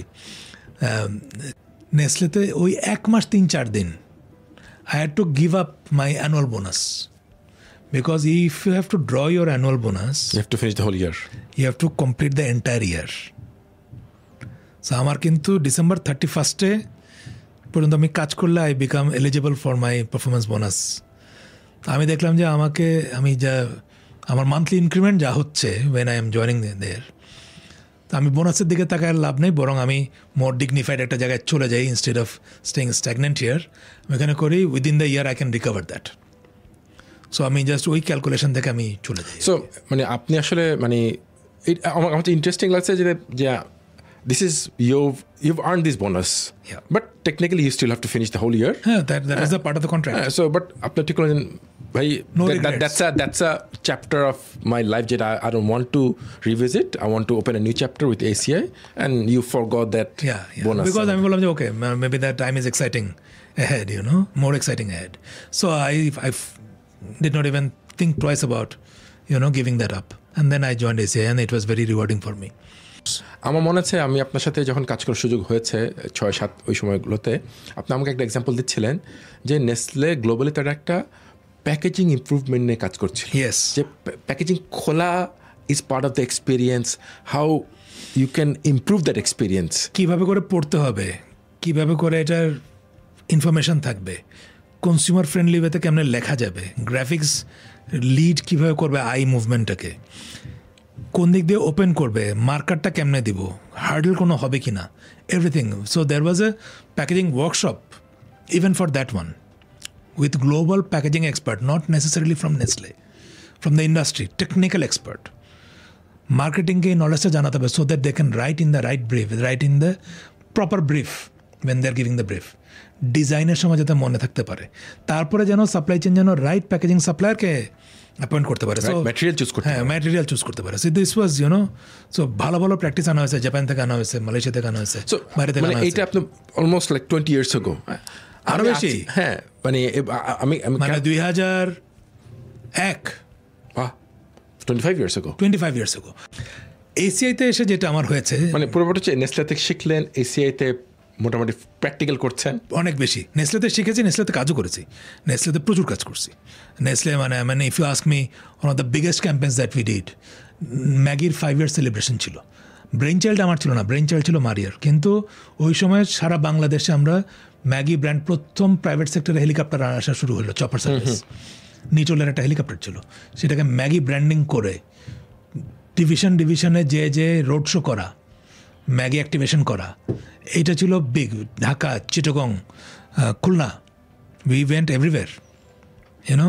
তো এই যে পুরো সারা বাংলাদেশে ম্যাগি 5 year সেলিব্রেশন, একটা নুডল ব্র্যান্ড. হ্যাঁ, তখন মাত্র অন্যান্য ক্যাটাগরি অ্যাড হচ্ছে, স্যুপ অ্যাড হচ্ছে, সাদা ম্যাজিক অ্যাড হবে সামনে, হট কাপ নিয়ে কাজ চলতেছে. তো এই যে কাজ, কারণ 97 সালের লঞ্চ, 2002 সম্ভবত আমরা এটা করি ম্যাগি 5 বছর. তো এগুলি মানে অনেক, মানে মার্কেটিংয়ের কাজে বলো, নেসক্যাফের কাজে বলো, সেলসের কাজে বলো, সেলসের তো আমরা take over and transition and putting in the best practices, অনেক কাজ করা. এসিআইতে এসে যেটা হয়েছে, ACI gave me the freedom to work as an entrepreneur, to do experiment, to make mistakes. এসিআইয়ের কিন্তু এটার এই গুণ মানে লোকাল কোনো কোম্পানিতে এইভাবে করে অ্যালাউ করে কিনা আমি জানি না. মানে হ্যাটস অফ টু দেম. মানে আমি কাজ করার সময় আপনাদের সাথে ওই সময় কাজ করার সময় দেখতে পেয়েছিলাম যে আপনারা অনেক ছোট করে প্রজেক্ট নিচ্ছেন হাতে, just to test the water, যেটা what is the future of this segment. এটা মানে একটা মানে আনথিঙ্কেবল একটা এনভায়রনমেন্ট. সো এইখানে এই জিনিসটা মানে এই যে একটা fostering such a culture of trying out new things and then doing something good for the country, for the consumers, এটা কিন্তু সাংঘাতিকভাবে আমাকে নাড়া দেয়. তো এসিআইতে আমার আমি তো প্রথমে একটা পোর্টফোলিও নিয়ে আসি, পরবর্তীতে আমি 4টা বিজনেস ইউনিট দেখতাম, মানে এসবির আন্ডারে 4টা সাব এসবি. কী ছিল? একটা ছিল কনজিউমার ব্র্যান্ড কোর, যেগুলি ছিল অ্যারোসল, স্যাভলন, ডিস্ট্রিবিউশন, কলগেট, এটা একটা ছিল. এরপরে ছিল হচ্ছে ইলেকট্রনিক্স, ইলেকট্রিক্যাল, প্যানাসনিক, হ্যাঁ, তারপরে ছিল স্পার্কল, তারপরে সল্ট আমাকে দেয় হচ্ছে 2007 শেষে. সল্ট প্রথম ক্যাম্পেইন মনে হয় আপনার হাত দিয়ে? না, সেকেন্ড ক্যাম্পেইন. ফার্স্টটা আমার না, ফার্স্টটা তো ওনারা লঞ্চ করে, সেকেন্ড ক্যাম্পেইন থেকে আমি. হ্যাঁ, তো যখন থেকে ওই যে মেধা বিকাশ করে, মেধার কথাটা যখন থেকে আসে, স্বপ্ন দেখি, মেধা বিকাশের জন্য না, মেধা বিকাশ দিয়ে শুরু, 100% বিশুদ্ধ, সম্পূর্ণ ময়লামুক্ত, মেধা বিকাশে সাহায্য করে. যখন থেকে স্বপ্ন দেখি, স্বপ্ন ভরা চোখে, শাওনের লাইন, স্বপ্ন দেখি, স্বপ্ন ভরা চোখে, স্বপ্ন দেখি সোনালী বাংলাদেশের, এইখান থেকে হচ্ছে মানে হ্যাঁ আমার কাজ শুরু আর কি. আমি কামরুল, আমাদের এই team, so I was leading. Alamgir সাহেব আমাদের বস ছিলেন, but from that time I started this. তো সল্ট, এগুলি এখন সবগুলিতে বড় ব্যবসা, বিশাল ব্যবসা. হ্যাঁ. সো লার্নিং আমি যদি বলি, ACI ইলেকট্রনিক্সটা was not a successful business for me, it was not a good one for me, but ওইখান থেকে লার্নিং হয়েছে কোম্পানির, আমারও লার্নিং হয়ে গেছে. আসলে এফএমসিজি নলেজ দিয়ে ইলেকট্রনিক্স চালানো যায় না, এটার শেলফ লাইফ ম্যানেজমেন্ট সায়েন্সটাই ডিফারেন্ট.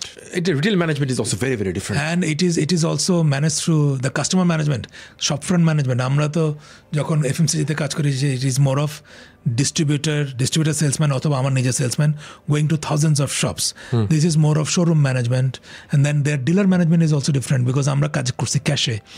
ইলেকট্রনিক্স হয়ে গেছে ক্রেডিট ম্যানেজমেন্টে regardless of how good you are in sales management, if you are not a good credit manager, you fail. So lot of learning from there. এখন এটা আর Panasonic মানে ওই সময় আরও ডিস্ট্রিবিউটর ছিল বাংলাদেশে। জি প্যানাসোনিক আবার সোল ডিস্ট্রিবিউটার কাজ করে নাই। So there was lot of chaos in the market as well. So this was a big learning. So আমি বুঝে গেছি যে মানে not everything is my cup of tea. অথবা যদি আমার ভেঞ্চার করতে হয় as an entrepreneur, I would rather bring in the subject matter expert instead of solely getting in to that on my on. আপনার সাথে ওই সময় আমাদের মানে আমার সবচেয়ে মানে আমি চেরিশ করি ফ্রিডম, যেটা ওই সময় আমরা কাজ করলাম এটা নিয়ে। এই যে এগেইন একটা ক্যাটাগরি, বাট এটা কিন্তু আমার মনে আছে ওই সময় মার্কেটে কারো এত অ্যাডভান্স প্রোডাক্ট ছিল না। এটাকে ওরা বলে হচ্ছে নন ওভেন ইন্ডাস্ট্রি। নন ওভেনের সায়েন্স তো শিখি নাই, এটা তখন শিখতে হয়। এখন এসিআইয়ের মতো কোম্পানি আমার উপরে সে বেটটা করেছে, বিকজ আমরা তো ইভেন ফ্যাক্টরিটা পর্যন্ত করলাম। একটা করে ইতের গাঁথ নেই। আমার খেয়াল আছে যখন প্রথম মেশিন আসে, ইট ওয়াজ দ্য ঈদ ডেজ। এই আমার প্রজেক্ট ম্যানেজার দীপঙ্কর, ওকে নিয়ে আমি ঈদের ছুটিতে যে প্রথম ওইখানে ক্রেন থেকে মেশিন নামানো শুরু করা, ঈদের সময় সব মিষ্টি টিষ্টি নিয়ে যায় ওয়ার্কারদের সাথে প্রথমে ঈদ সেলিব্রেট করা। এটা কোথায় ছিল ফ্যাক্টরি? কোনাবাড়ি, গাজীপুর কোনাবাড়ি। তো এইগুলো আমার মানে এই কাজ করতে করতে যে না, সো এসেনশিয়ালি আপনি আসলে অ্যাজ ইফ মানে you are the owner of this venture. এসিআইতে এটা আছে, এটা আমি বলবো যে কোনো সময়। ইভেন আজকে আমি তোমাকে বলি, আজকে আমি তো এসিআই চাকরি ছেড়েছি 2013-তে when I started my own business। তো তার আগেই 2012 থেকে আমি এসিআই টেটলির বোর্ডে ছিলাম। 2023 পর্যন্ত 11 years I was the board member and I was a signatory board member। চাকরি ছেড়ে আসলে কেউ বোর্ডে মেম্বার রাখে এবং সিগনেটারি অথরিটি দিয়ে, যে ওনারা যখন থাকে না সিগনেটারি, আমি চেক সাইন করি, আমি ব্যাংক পেপার সাইন করি, আমি ব্যাংকের থেকে ড্র ডাউন করি, আমার সিগনেচারে হয়। একজন টেটলি থেকে করে, একজন এসিআই থেকে করে, and I was the nominated signatory from ACI when the other two signatories of ACI is not there, are not there. There is a kind of trust they have on you. এবং today, alhamdulillah, today they have made me director to the board of ACI Limited. তো এইটা টাকা পয়সা দিয়ে এটাকে measure করা যাবে। Independent director হিসেবে না, অ্যাজ এ ডিরেক্টর। বাহ। I don't have any share. I'm ACI ফাউন্ডেশনের আমি nominated director. আচ্ছা। But I'm not an independent director. I sit in the board as a full designation of a director. I don't hold any share. আমার কোনো share নাই। But যেহেতু ওইখানে ACI তো কে আছে, এসি ফাউন্ডেশন আছে, অমুক আছে, কয়েকটা আছে না, ওইখান থেকে I am the nominated person. So that is the kind of মানে respect that I have received. এবং আমার চাওয়া পাওয়া কিছু নাই এসিআর কাছে এটা নিয়ে।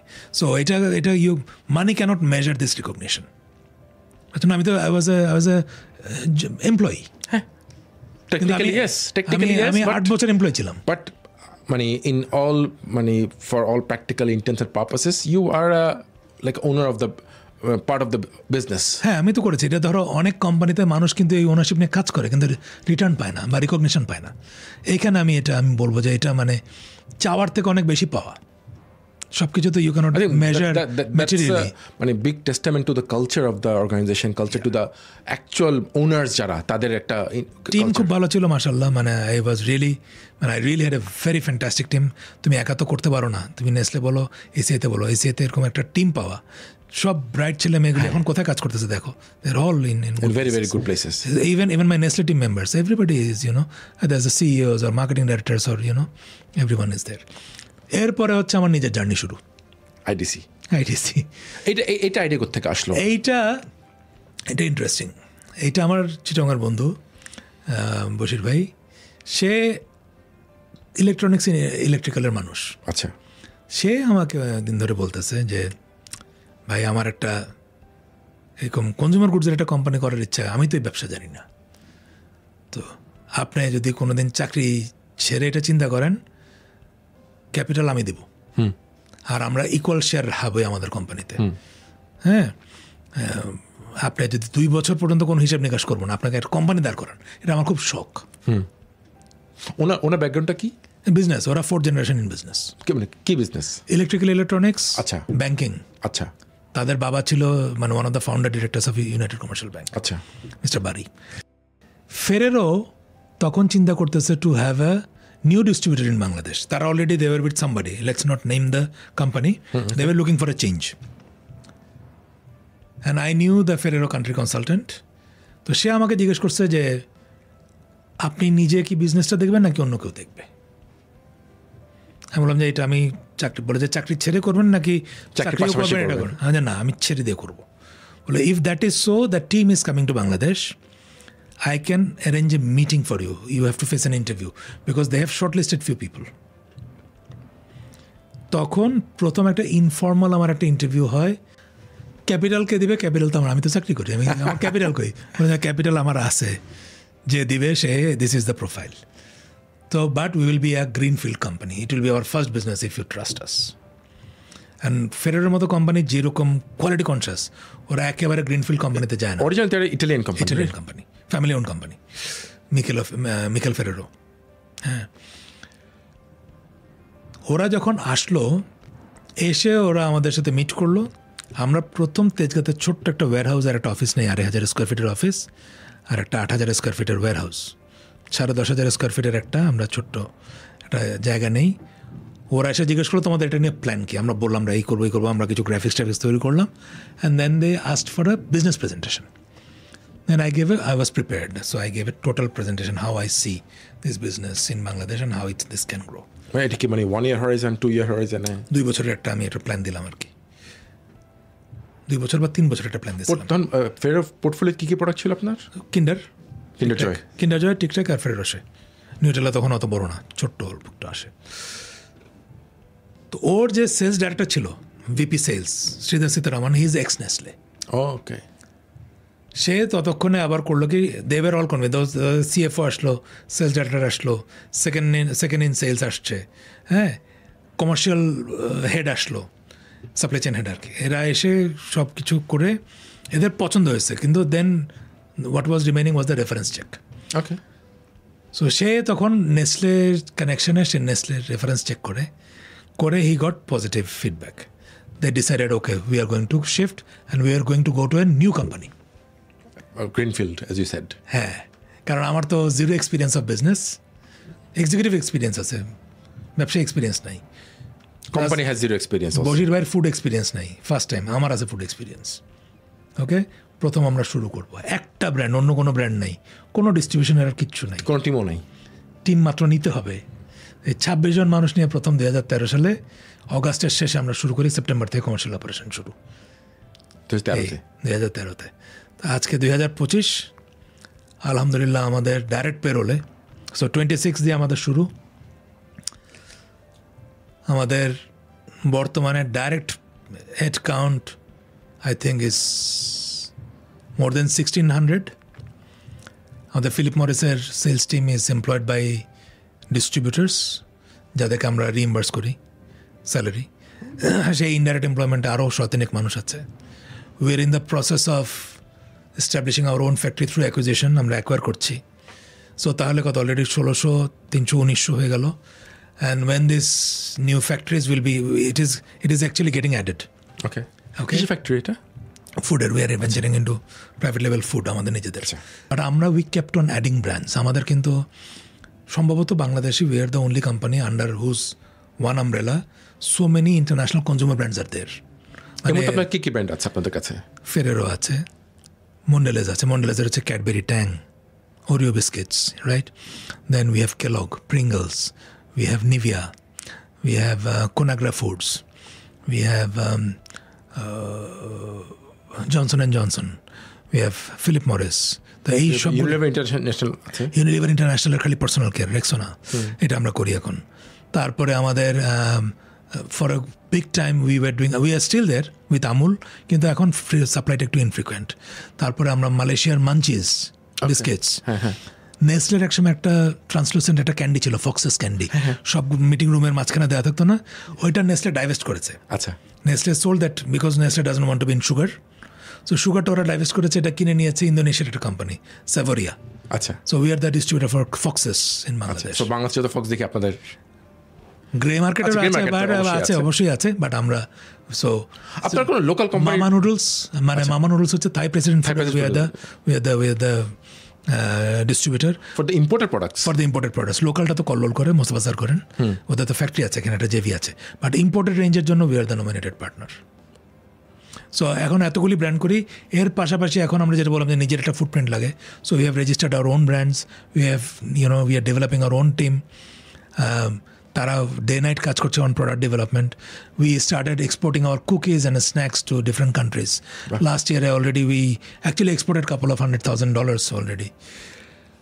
সো আলহামদুলিল্লাহ, এটা যদি সব কিছু ভালো মতো হয়, সো মনে করি যে একটা পর্যায়ে এসেছি, এখন এটা থেকে এমনি আরও ফার্দার হেলদি ওয়েতে স্কেল আপ কেমনে করা যায় সেটা নিয়ে চিন্তা করব।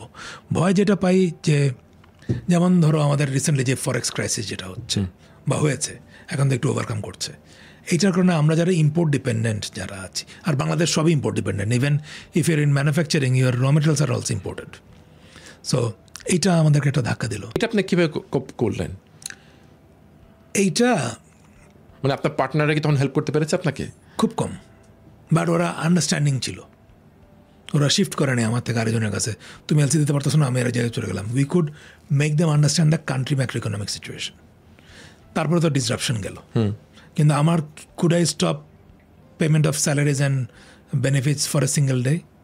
আমি কি আমার এমপ্লয়ীদের ইন্স্যুরেন্স প্রিমিয়াম একদিনের জন্য বন্ধ করতে পেরেছি? আমি তো পারিনি। যখন কোভিড গেল তখন তো পুরো operation shutdown. Did we cut down on employees? No. We rather increased number of people. Did we cut down on salaries? No. We paid everybody on time, alhamdulillah. Did we rationalize our bonus payouts? No. So আমাদের এগুলি হচ্ছে hits. নাও এই যে যাচ্ছে, sometimes সাম categories মে fail. এখন আমাদের তো আমরা তো ইনহেরিটেড ওয়েলথ নিয়ে আমরা ব্যবসায় আসি নাই, আমরা একটা স্কিল সেট নিয়ে আসছি।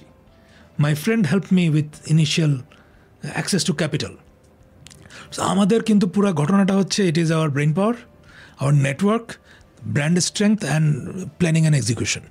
এইটা দিয়ে কিন্তু আমাদের জার্নি। আমাদের কিন্তু এমন, কারণ আমার বাবা তো চাকরিজীবী ছিল। হ্যাঁ, আইডিসিতে আমি বলবো যে মানে অর্থের অনেক প্রাচুর্য নাই, কিন্তু শান্তির অভাব নেই।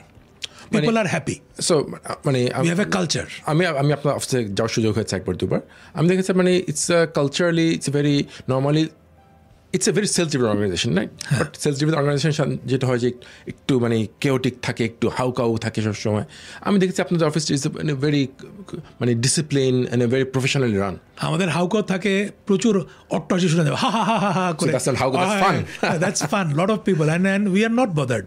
চেয়ারম্যান অফিস আছে, আমি আসি, এই কে হাসলো কেউ বলবো না, rather people are having good time, we R happy. অনেকে জিজ্ঞেস করছে যে কত টার্ন ওভার হইলে, কত প্রফিট হইলে তুমি মনে করবা ইউ আর সাকসেসফুল? আমি I do not have that answer, I do not have that formula. আমার ফার্স্ট ইয়ার্ডস্টিক ছিল, আমি বলছিলাম যে that day IDC we partners, আমরা তখন পিএলসি কোম্পানি, আলহামদুলিল্লাহ আমরা 1000 মানুষকে এমপ্লয় করতে পারবো প্রফিটেবলি ও না, ঠিক না, সাস্টেনেবলি, and will be able to pay people on time, month after month. we will think that we are to some extent we are successful. এখন এটা করতে গেলে কি $50 million সেল হইতে হবে, না $100 million সেল হইতে হবে, না $20 million সেল হইতে হবে? I don't care.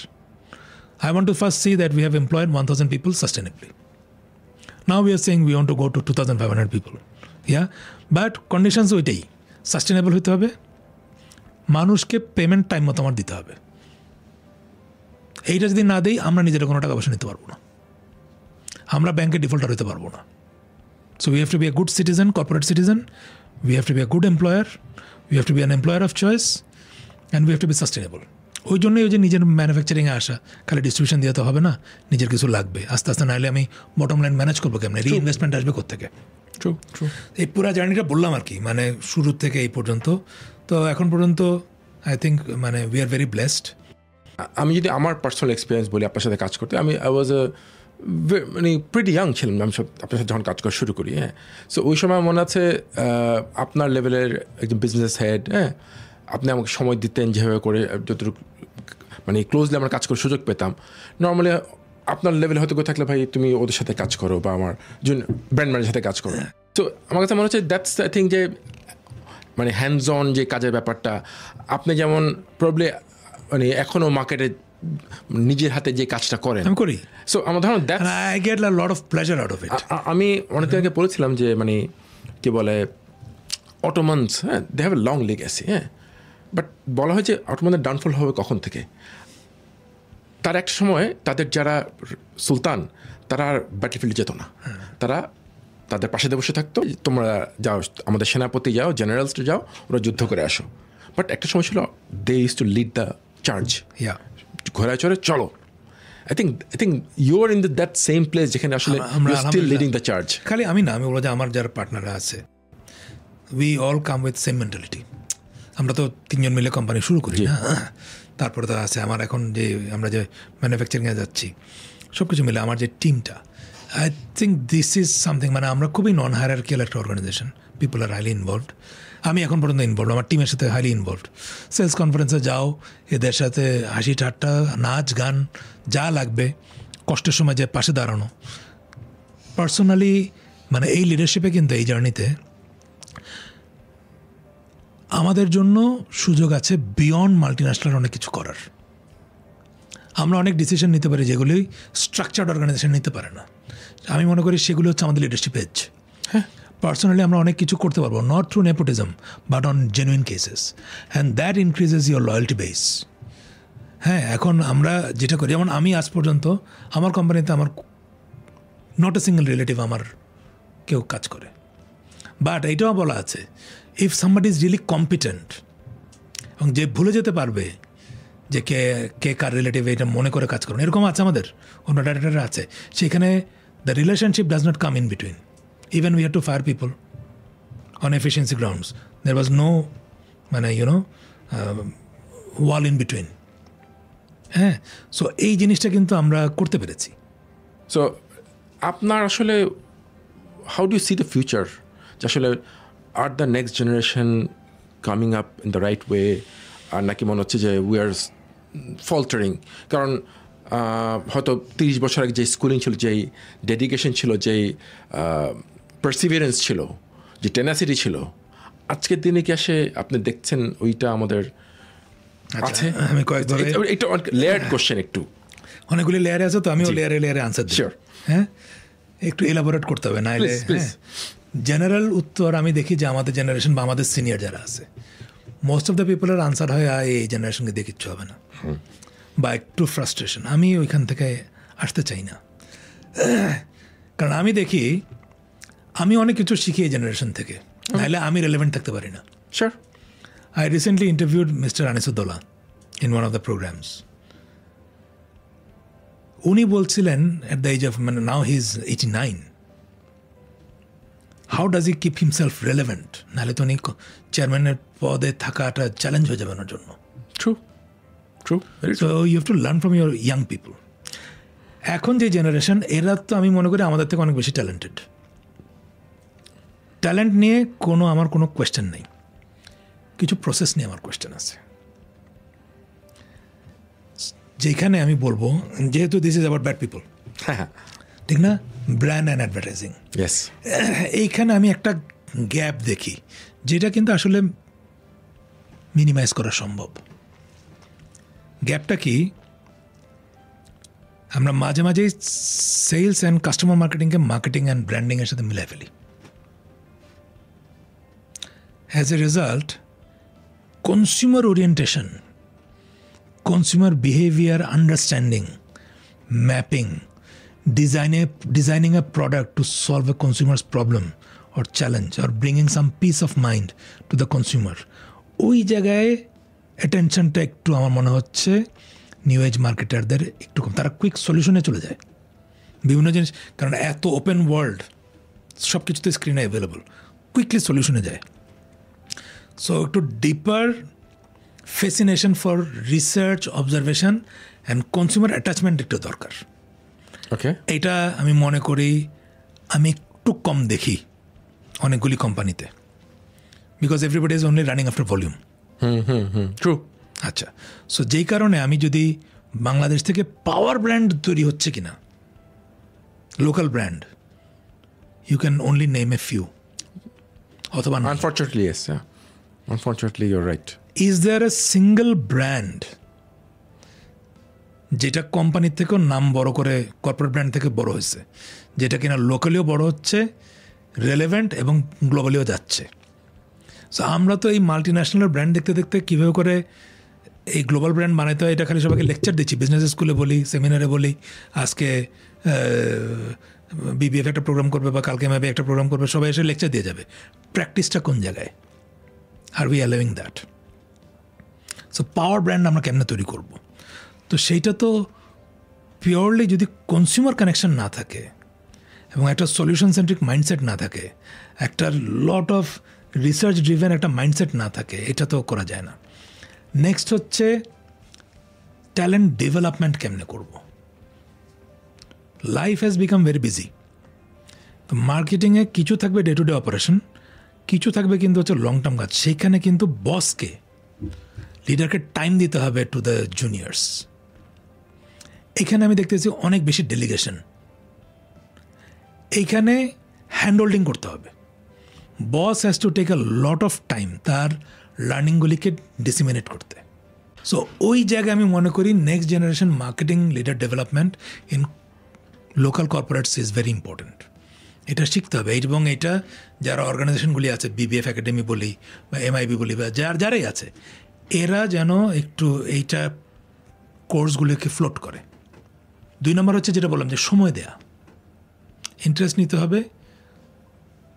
প্রতি সপ্তাহে কিছু লার্নিং টাইম বের করতে হবে, না হলেও প্রতি মাসে বের করতে হবে। Culture of learning and development accessible করা, নন হায়ারার্কিয়াল একটা অর্গানাইজেশন তৈরি করা, মোর নেটওয়ার্কিং অর্গানাইজেশনে বিশ্বাস করা, ইয়াং বার্ডসদেরকে কথা বলার সুযোগ করে দেওয়া, মানে কথা বলতে দেওয়ার আগে আইডিয়া কিল না করা। এগুলো যদি করা যায় প্র্যাকটিসগুলো, এগুলো খালি কোথায় আছে? এগুলি দেখা যাবে যে অ্যাডভার্টাইজিং এজেন্সিতে আছে। ক্লায়েন্টের কাছে গেলে কিন্তু কোনো খবর নেই। ক্লায়েন্টের অর্গানাইজেশনে একরকম কালচার, সেম ব্র্যান্ডের এজেন্সিতে is a very different culture. এইটার একটা কাইন্ড অফ অ্যামালগামেশন বা অ্যাটলিস্ট একজন আরেকজনকে অ্যাপ্রিসিয়েট করতে পারা। বিকজ ওই কালচারে যদি ফ্রি ফ্লো অফ আইডিয়াস আসে, তাহলে ক্লায়েন্ট অর্গানাইজেশনেও অ্যাটলিস্ট আইডিয়া ফ্লোটাকে যেন ঠিক করতে পারে। সো একটা হচ্ছে কথাবার্তার কালচার ঠিক করা, আর একটা হচ্ছে also if I see some of my ideas are getting materialized, there also has to be a recognition and reward system. So HR also has to play a role. মানে আমার যেটা মনে হয় Holistically. মানে অনেক লোকাল অর্গানাইজেশনে probably that's one of the, যেমন HR such important function. আমি ধরেন কথা আপনাদের এসিআইতে দেখেছি, স্কোয়ারে দেখেছি, কিছুভাবে আমি রহিম আফরোজে দেখেছি। মানে they respect the process of HR। অনেক জায়গায় মানে এটা আসলে more like personal management level আছে, নট HR লেভেলে। অ্যাডমিনিস্ট্রেশন অ্যাপয়েন্টমেন্ট দিতে হবে, ছুটি দিতে হবে, ছুটি নাইলেও না কেন, দেরি করে আসলে কোনো ইয়ে কাটো, ওর অ্যালাউন্স কেটে দাও, মানে but it's a discipline, it's a process, এটাকে পুরো একটা talent management, talent development, HR development, এটাতে নিয়ে যাওয়া আর কি। Thing is your business strategy has to be supported by your people strategy. People খালি রিক্রুটমেন্টের সময় না, journey, True. Your journey of the brand, also the person who is handling the brand also has to have a journey. PLC-র মতো। হ্যাঁ, এখন PLC-তে আমরা খারাপ জিনিস কি শিখছিলাম? ইন্ট্রোডাকশন, প্রোডাক্ট লাইফ সাইকেলের যেটা ম্যাচুরিটি, ডেক্লাইন। এখন এই ডেক্লাইনে আর আসা যাবে না, এক্সেলেন্সি থাকতে হবে আর কি কন্টিনিউয়াসলি। সো এটা নেসক্যাফের একটা কথা আছে, আবার আমি তো নেসলে ছাড়া কথা বলতে পারি না। Nescafe is always Nescafe because Nescafe is not Nescafe anymore. It continually it tried to renew itself. Innovation, new communication, new product format, new packaging format, availability in different formats, and however, whenever and however you want it. ঠান্ডা খাবো না গরম খাবো, liquid খাবো নাকি beans নিয়ে খাবো, মানে ওটার ধারা এখনো মানে আছে। এইটা আমি বলছি, মানে এটা একটা খুব বিখ্যাত লাইন আর কি, 1938 থেকে শুরু করে। ও কেন ইনস্ট্যান্ট সলিউবল কফিতে কেন দে আর নাম্বার 1? বিকজ এই ইনোভেশন। সো এই জিনিসটা নিজের ক্যারিয়ারও করতে হবে, না এলে 40 বছরের পর এখন আর চাকরি নেই। প্রচুর lot of my friends and even young ones, when they lose a job or when they kind of become surplus in a corporate structure, অনেক জায়গায় আমি সিভি দেই 44, সে তো একটু বয়স হয়ে গেছে। আমার কাছে মনে হচ্ছে 44 বয়স হয়েছে। 44 তো ইয়াং। হ্যাঁ, বিকজ এখন এমএনসিগুলিতে তো I think the directors, the people become directors below the age of 40। True. In fact আমিও ডাইরেক্টর হয়েছি বিলো দ্য এজ অফ 40। আমি 2008-এর 1st of January I became business director in ACI. What was my age? 37 and a half. Right? So এই trend তো চলে আসছে। তো তখন যখন হঠাৎ একজন 50 বছরের ডাইরেক্টরকে বলে যাবো না এ তো ফিট ইন করবে না। সো নিজেকে কন্টিনিউয়াসলি আপডেটেড রাখা, এইটাতে একটা বড় রোল প্লে করতে হবে। Because end of the day আসলে মানুষজনকে নিয়েই তো আমাদের চলতে হবে। অ্যাবসলিউটলি। আমার এখানে কিন্তু অনেক সিনিয়র লোকজন আছে, আমি ওদেরকে বলছি যে ভাই যদি বুঝছি যে তুমি আমার থেকে বেশি বুড়ো হয়েছো, আমার থেকে বয়স বেশি, কিন্তু the moment I will understand that you are more বুড়া দ্যান মি, তুমি কিন্তু তাহলে বিপদে পড়বা। অত ইয়াং থাকার চেষ্টা করো, অন্তত কাপড় চাপড় হইলেও রং চাঙা পড়ো। But anyway, joke apart, thing is that নিজেকে টেকনোলজির সাথে আপডেটেড রাখো, হেলথের কেয়ার নাও। এই যে আমার হার্ট অ্যাটাক হলো 2005-এ, আমি স্ট্যান্ড পড়তে হলো। 2018-তে আমার বাইপাস সার্জারি করতে হলো। খুব একটা রিস্কে চলে গেলাম, আল্লাহ আমাকে নতুন একটা জীবন দিচ্ছে। আমি মনে করি দিস ইজ এ সিগন্যাল, একটা বড় সিগন্যাল, সেকেন্ডটা তো অনেক বড় সিগন্যাল। বাট যেই পর্যায়ের থেকে আমি ফেরত এসছি, বড় কোনো কিছু করার জন্য প্ল্যান না থাকে, ফেরত আসার কথা না। আলহামদুলিল্লাহ যে আল্লাহ আমাকে ফেরত দিয়েছে। এখন রিগ্রেট করি কি? রিগ্রেট করি হচ্ছে I should been more careful about my health. এখন কি আছেন? এখন আমি অনেক বেশি কেয়ারফুল। আর একটু ওজনটা কমাতে হবে, এখন আমি অনেক বেশি কেয়ারফুল। আমাকে যদি রিভিজিট করতে বলা হয়, হয়তো আমি ওই জায়গায় ব্যালেন্সটা একটু বেটার করার চেষ্টা করতাম। আপনি কিন্তু আমার কোশ্চেনগুলো নিয়ে অ্যান্সার করে দিচ্ছেন সব। আমি মোটামুটি আমার মনের কথা বলতেছি আর কি। না, দ্যাটস ফাইন, অ্যাবসলিউটলি ফাইন। না, বাট তো আমি এটা আমার কাছে মনে হয়। তারপরে মনে হয় মাঝে মাঝে মনে হয়, সবসময় না, যে আচ্ছা বিজনেসে কি আরও 2-3 বছর আগে আসা উচিত ছিল। আবার মনে হয় যে না, ফেরার অপরচুনিটি তো আসলো হচ্ছে 2013-তে, তাহলে 2013 ঠিক ছিল। And I think there is no right or wrong time.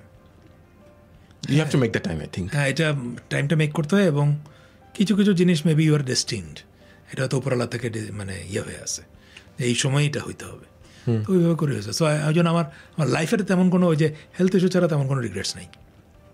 হ্যাঁ, আমাদের খুব একটা টাকা পয়সার লোভ নেই, খুব সিম্পল লাইফ আমরা লিড করতে পারি।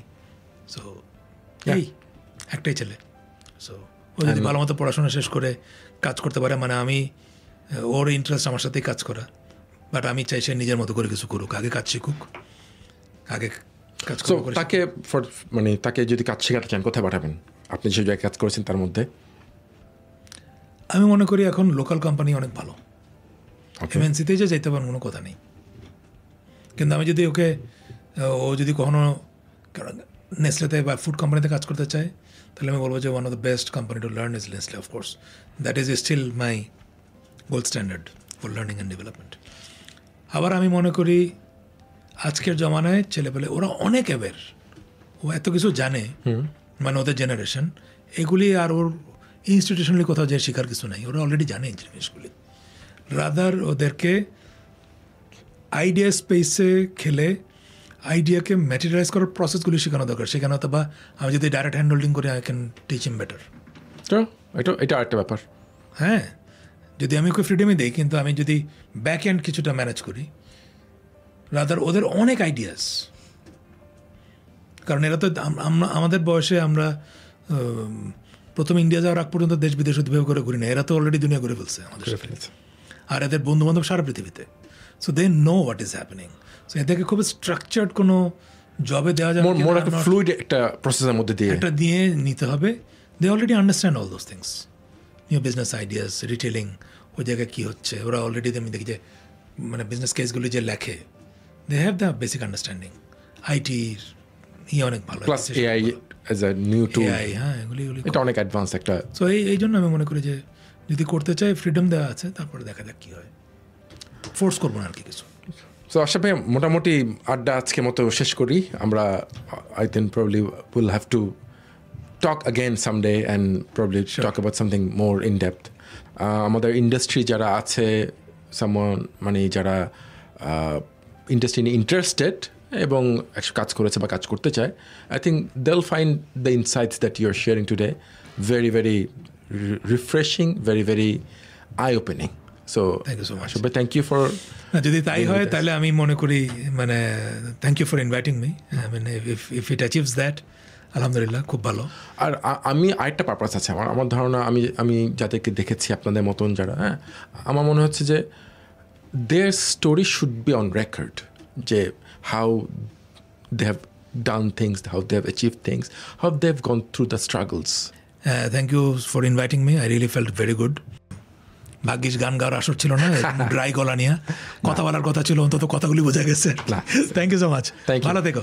So that's the end of our podcast for today. আমরা আজকে আশেপাশে কথা বললাম, ওনার লাইফের অনেকগুলো এপিসোড, অনেকগুলো অ্যাসপেক্ট সম্বন্ধে জানলাম, এবং এমন ধরনের সবাই একটা জিনিস খেয়াল করেছি, আসলে খুব সহজে হতাশ হয়ে যাওয়ার মতো কিছু হয় না লাইফে। আমাদের একটা দরজা যখন বন্ধ হয়ে যায়, আরও 3টা দরজা খুলে যায় আসলে একসাথে। ওটুকু বোধটা নিয়ে আসলে আমরা আজকে আমাদের এপিসোড শেষ করতে চাই।